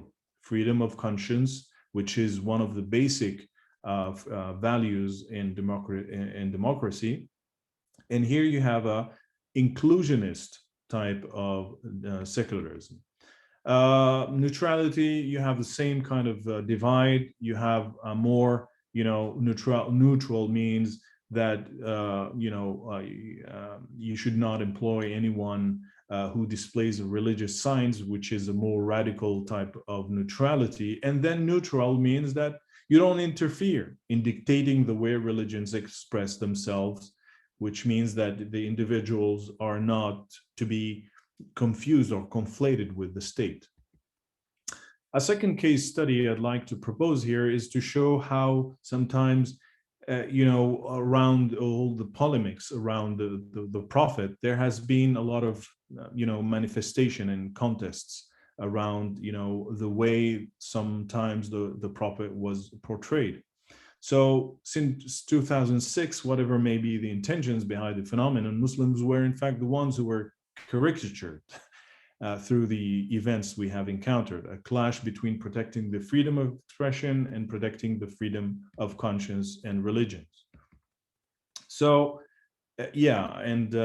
just to refer to Said, he talks about the clash of ignorance. I'd like to come quickly to the example that I have. It comes from Sanad Collective. And here, for example, they promoted the an event where Muslims would write love letters to the Prophet so that they can show and display, their feeling of love to the Prophet. And this is something that a secular mind would be able to kind of relate to by thinking about a love letter. If you write a love letter to someone, it means that this someone is very important to you. So I'm going to move on here because to my conclusion, because I think I'm moving towards the end of my presentation. I wanted to show you a video. It's 3 minutes, but I don't have the time. So just you probably have seen it, but I'm going to stop there because I don't have the time to show it. Sorry about that. So here we go. Translating social and political conflicts implies broadening the understanding of the notion of culture. In this sense, culture becomes a set of beliefs, an ethos, a worldview, or a frame of reference that one could either share or be opposed to, although belonging to the same society, language, or history. So in terms of morality, people can speak the same language, but they may not understand each other, which entails translation as expounded in this paper. Okay, so translation doesn't need to be interlinguistic all the time. There are some horizons beyond. But more to our point, translating social and political conflicts starts from broadening the very understanding of translation itself. But in order to do that, we need to promote radical translatology that allows for the inclusion and study of other objects of translation than language and semiotic culture only. Thank you very much. That was it. Thank you, Professor Basalama, for this outstanding research and commitment to presentation time. Thank you. Now I invite Professor Abdelrahman Bikar from the University of Wilfrid Laurier in Canada. He will present a paper entitled Reinventing the Past Through Translation, the case of Alvar Núñez Capisa de Vacas, Relación de los Naufragios y Comentarios, 1555. Professor Bikar is a professor at Wilfrid Laurier in Canada. He holds a PhD in Roman Studies with a specialization in media discourse. He also graduated from the International Academy of Diplomacy and the Center of Diplomatic and Strategic Studies. Some of his works are translated into Arabic, English, and Spanish. He is currently working on a forthcoming book about the philosophy of translation and its various applications in the fields of humanities and social sciences. Once again, I would like to remind السادة المتابعين بأن يمكنهم الاستماع للغة العربية للترجمة باللغة العربية عبر الضغط على علامة الكرة الأرضية واختيار Chinese أو الصينية. Professor Abdelrahman, the microphone is yours, please.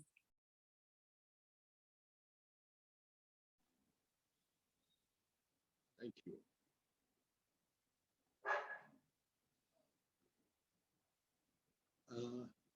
Good morning.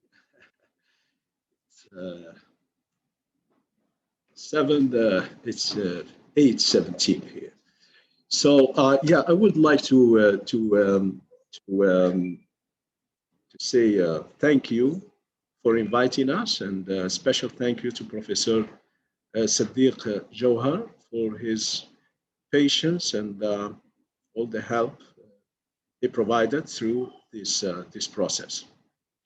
So I will start with the date. June 17th, 1529 is for sure an indelible and crucial date, not only for Álvar Núñez Cabeza de Vaca, but also for a large portion of humanity, those affected by the arrival of Europeans at the shore of the Americas.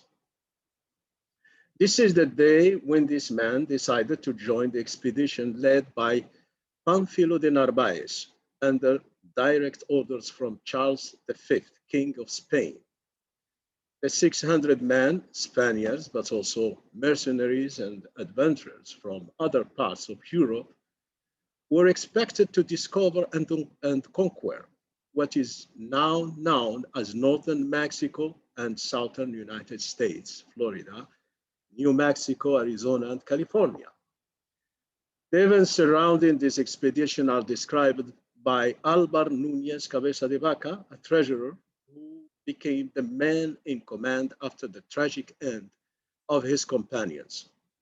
From this adventure, only 4 survived: the author, Andrés Dorantes Carranza, Alonso del Castillo Maldonado, and the Moroccan slave named Estebanico, known in Morocco as Moulay Mustafa Zemmouri.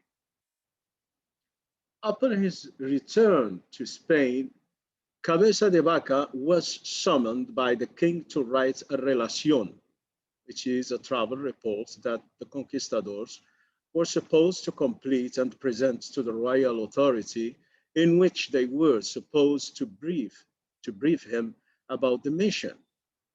This relación is different from the rest of its genre, since, known as naufragios or castaway, this account is more about a failure than a glory. Since the beginning, the operation was haunted by failure. It started with desertions, followed by the loss of 2 boats and their crew under the wrath of the Caribbean hurricanes. Still, more than anything, poor judgment and stubbornness are, from the point of view of Cabeza de Vaca, the invisible hands that opened the doors of misfortune. Pánfilo de Narváez is described as the perfect illustration of poor leadership as a man who goes as he pleases. So Castaway tells the story of the tragic end of the expedition. The book is a depiction of daunting pictures with starvation, cannibalism. This is the only book where white people are easy. Excuse me, Professor? Yeah. Can you just share the slide view, presentation view? This is just the context. I will share the Thank you. not all the, yeah. I'm just giving a context, and after that you will. Thank you very much. You're welcome. So this is the only book where you can see Europeans eating each other. It's white cannibalism. This is the only chronicle. Normally, it's the natives. Natives are described as cannibals. And so, and this book has a tone of a high hagiographic writing, the writings about the suffering by saints. And Naufragio is also considered as the first colonial ethnographic work of its genre, since it contains meticulous depictions of the daily life, customs, languages of the native and their natural environment. There are 2 editions of Naufragios, or Castaway, named after the place where they were published. The Zamora one, 1542, and the Valladolid one, 1555. The Valladolid one is the one that I am using in this presentation. So the book has been translated in more than 1 language, and sometimes you have in the same version of the same translation has more than 1 edition. For example, especially in English, there are 17 editions of the translation of this book.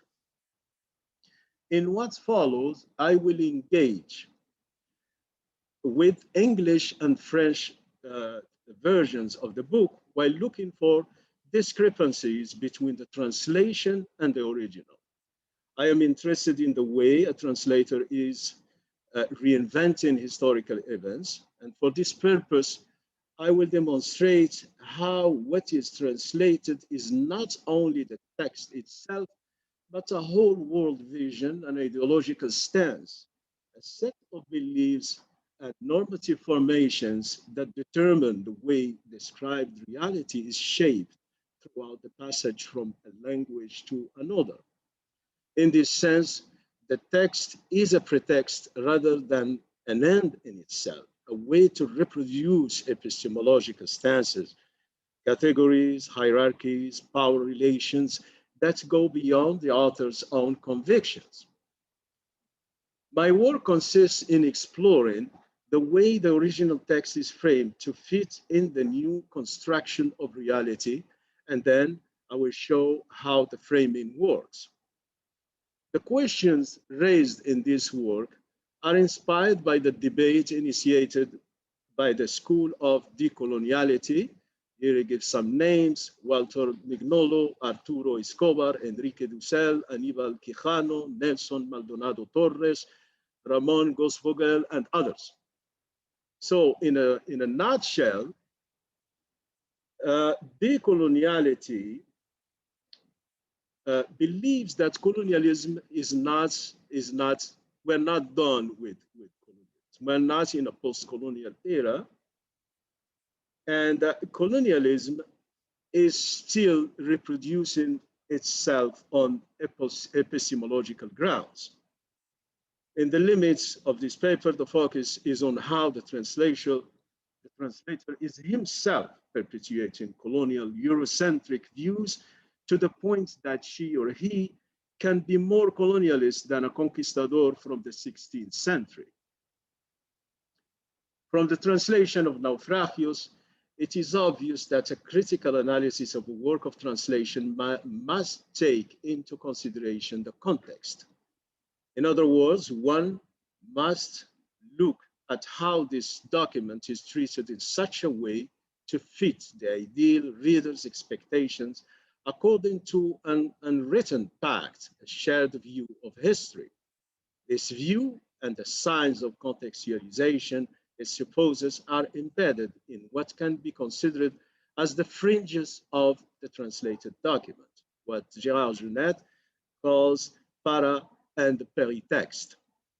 And the para and peritext is all that is not the text itself. The preface, the translator note, the footnotes, endorsements, the cover, etc. So these elements are pieces of a story that determine the rest.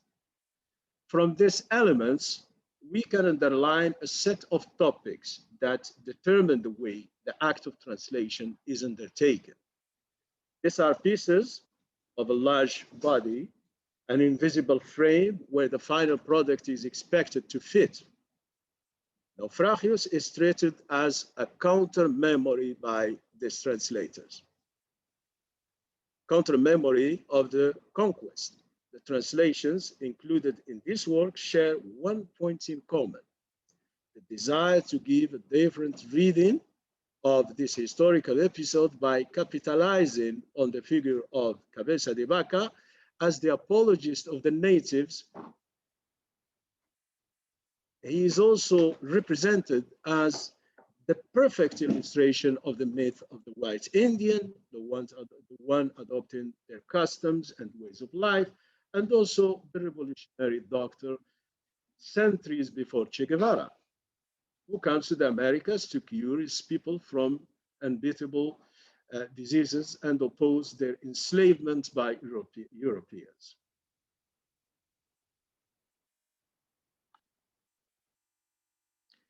So the alleged moral exceptionalism that determined Naufragios is the main argument in a defense that goes beyond the limits imposed by the author himself and his companions in a way that the translator wants to help the author to give a better image of himself and of the expedition. To illustrate this idea, let us see how a scene from the book is translated, taking just less than one paragraph, because to talk about this topic, one needs a whole volume. So this passage from the beginning, when the Spaniards were still enjoying power, is telling the story of the encounter between members of the expedition and the Timucans, a tribe from Florida. In Cabeza de Vaca's words, and I will sketch the Spanish text. So just in English, across, we were greeted by about 200 Indians. The governor went to meet them. After talking to them with signs, they told us to go back with them, and we decided to apprehend 5 or 6. So now let us look closely to 2 points. A, the number of Tucumans, hasta 200 indios, around 200, and B, their attitude towards the Europeans. Nos señalaron de suerte que nos hubimos de revolver con ellos y prendimos 5 o 6. They told us to go back with them, and we decided to apprehend 5 or 6. Now, let's look at the translation. From Henri Ternaux-Campins, the French, one of the French translation, and here I'm skipping the French text. Once we reached the other side, around 1,200 Indians walked up to us, and the governor came to them and spoke in signs. They asked us to follow them. 5 of the 6 led us to their homes, half a league away.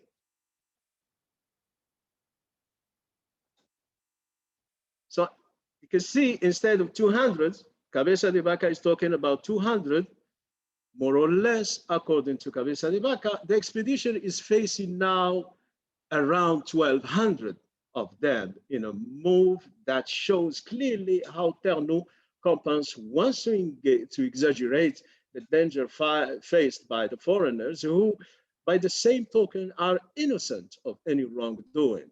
The verb apprehending is now replaced by following. They asked us to follow them. Another translator, Fanny Bondelier, gives the following translation. When we got across, they came towards us, some 200 Indians, more or less. The governor went to meet them, and after he talked to them by signs, they acted in such a manner that we were obliged to set upon them and seize 5 or 6. So one can see how from aggressors, expressed by the act of apprehending, the Spaniards are now innocent victims, and at the same time, one can deduce that they are within their rights to defend themselves from a group of people acting with no reason. Martin Favata and Jose Fernandez add a layer of falsification. According to them, they indicated by signs in such a way that we had to fight with them. We captured 5 or 6 of them. And another translator, Cyclone Covey, the same logic of reinventing roles is present. In the translation, they gestured so menacingly that we fell upon them and seized 5 or 6. So not only 200 natives became 1,200, but also the roles and characteristics are perverted.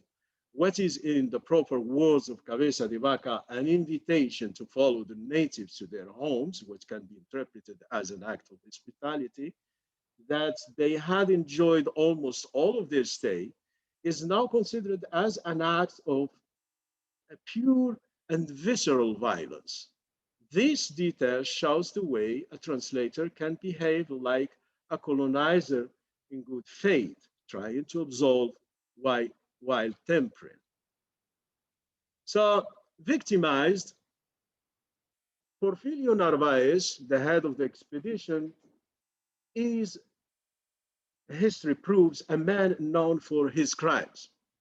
In Torture and American Tradition, this man is described by Brundage in the following terms. Using methods of intimidation mastered during earlier campaigns in Cuba, Jamaica, and Mexico, Narvaez terrorized the Indians. And the author dresses a sadistic and maniac portrait of him. He described how without apparent reason, he gave orders to burn down the village of the Tocobagas, which is a tribe from the region of Tampa in Florida, and how he turned attack dogs on its inhabitants. He then arrested the chief Iriwa and cut his nose after making him watch his own mother tore apart by hounds. So I'm jumping to the conclusion. By introducing changes in meaning, these translators propose a new reading of the original manuscripts according to a given intellectual context. These can feed revisionist attitudes that consist in denying the crimes related to the settler colonial projects in the Americas. It can also be a translation of subconscious attitude embedded in the archetypal universe of the translator. Based on this assessment, it is obvious that engaging in decolonizing translation is one of the first steps in contesting epistemological hegemony. Thank you.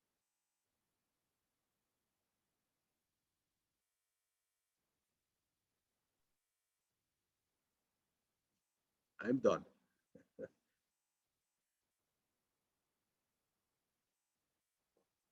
Thank you, Professor, for the illuminating presentation. Thanks a lot. I just want to say that the book, The Philosophy of Translation, is actually Dr. Salama's forthcoming book. I just wanted to make this correction. And now with this, with the presentation of Dr. Bekars, we end today's presentations and we move on now to take some questions.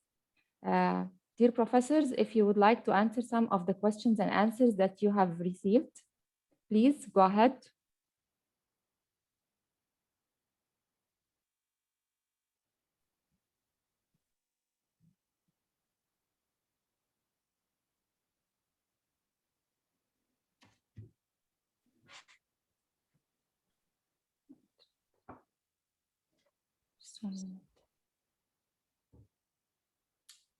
Excuse me, are we getting live questions, oral questions?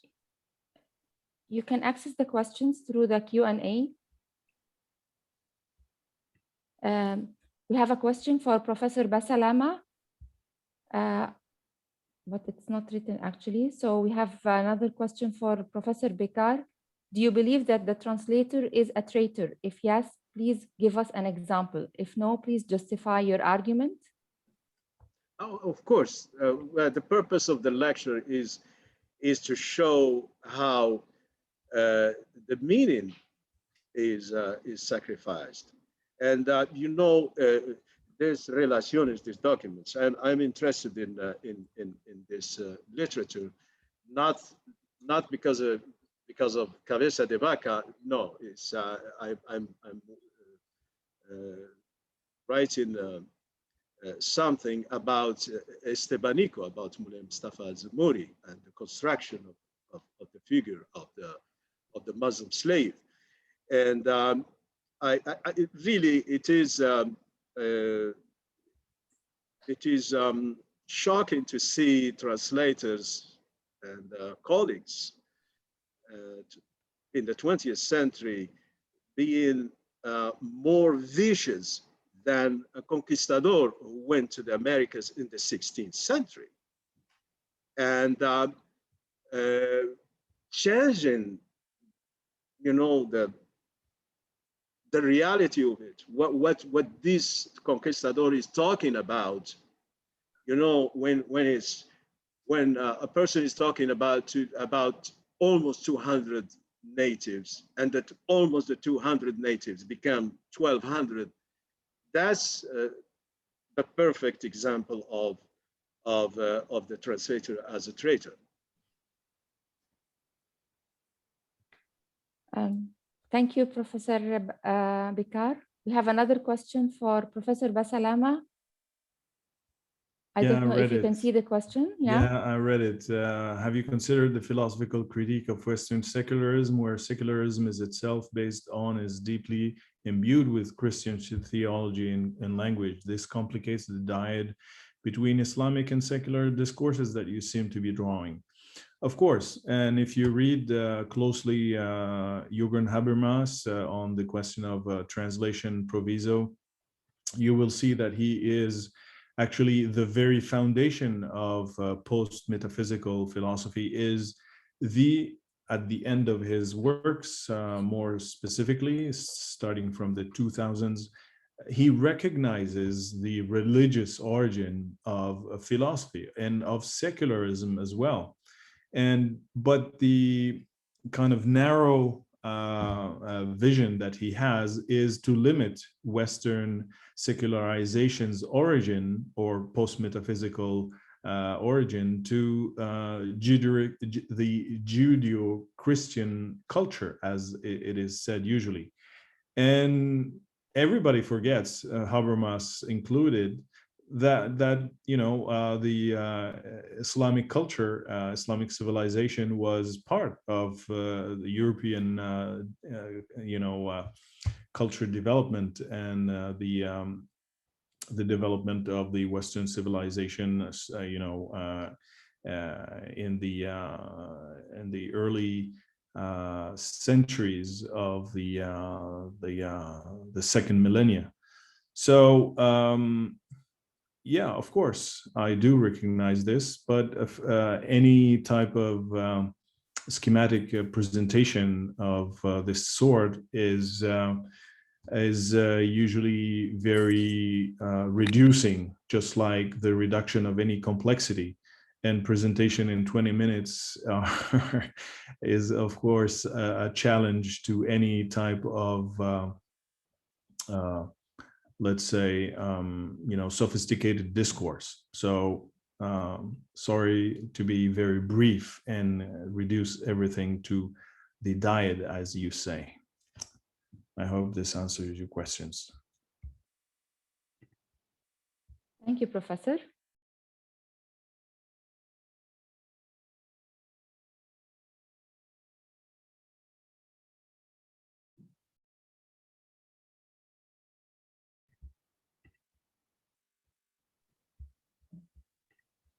Yes, sir.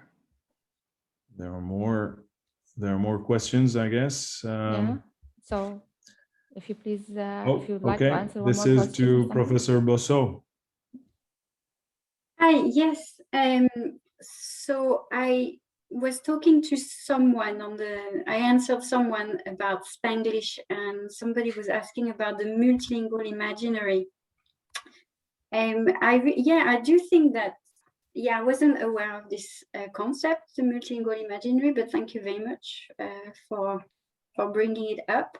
So a polyglot theme can encourage audiences to consider alternative modes of seeing the world. Yes, and I think that is part of my argument that if in the dub version, that is the French dub version or the Spanish dub version, we do not have this multilingualism, then the audiences from France or the French-speaking or Spanish-speaking will not be able to see that there are alternative modes of seeing the world, and that in the States, people also speak different languages, not just English. So yes, I think I could actually use this concept of the multilingual imaginary to talk about this series. So thank you, Doris. Thank you.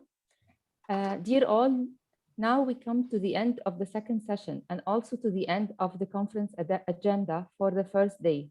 Once more, I thank all the speakers and conference followers, and I'm looking forward to seeing you tomorrow at 8 a.m. Abu Dhabi local time to resume the activities of the second day of our conference. السادة المشاركين والمتابعين، شكرا لمتابعتكم، ونتطلع لرؤيتكم غدا في تمام الساعة 8 صباحا بتوقيت أبو ظبي لمتابعة فعاليات اليوم الثاني للمؤتمر. شكرا وإلى اللقاء.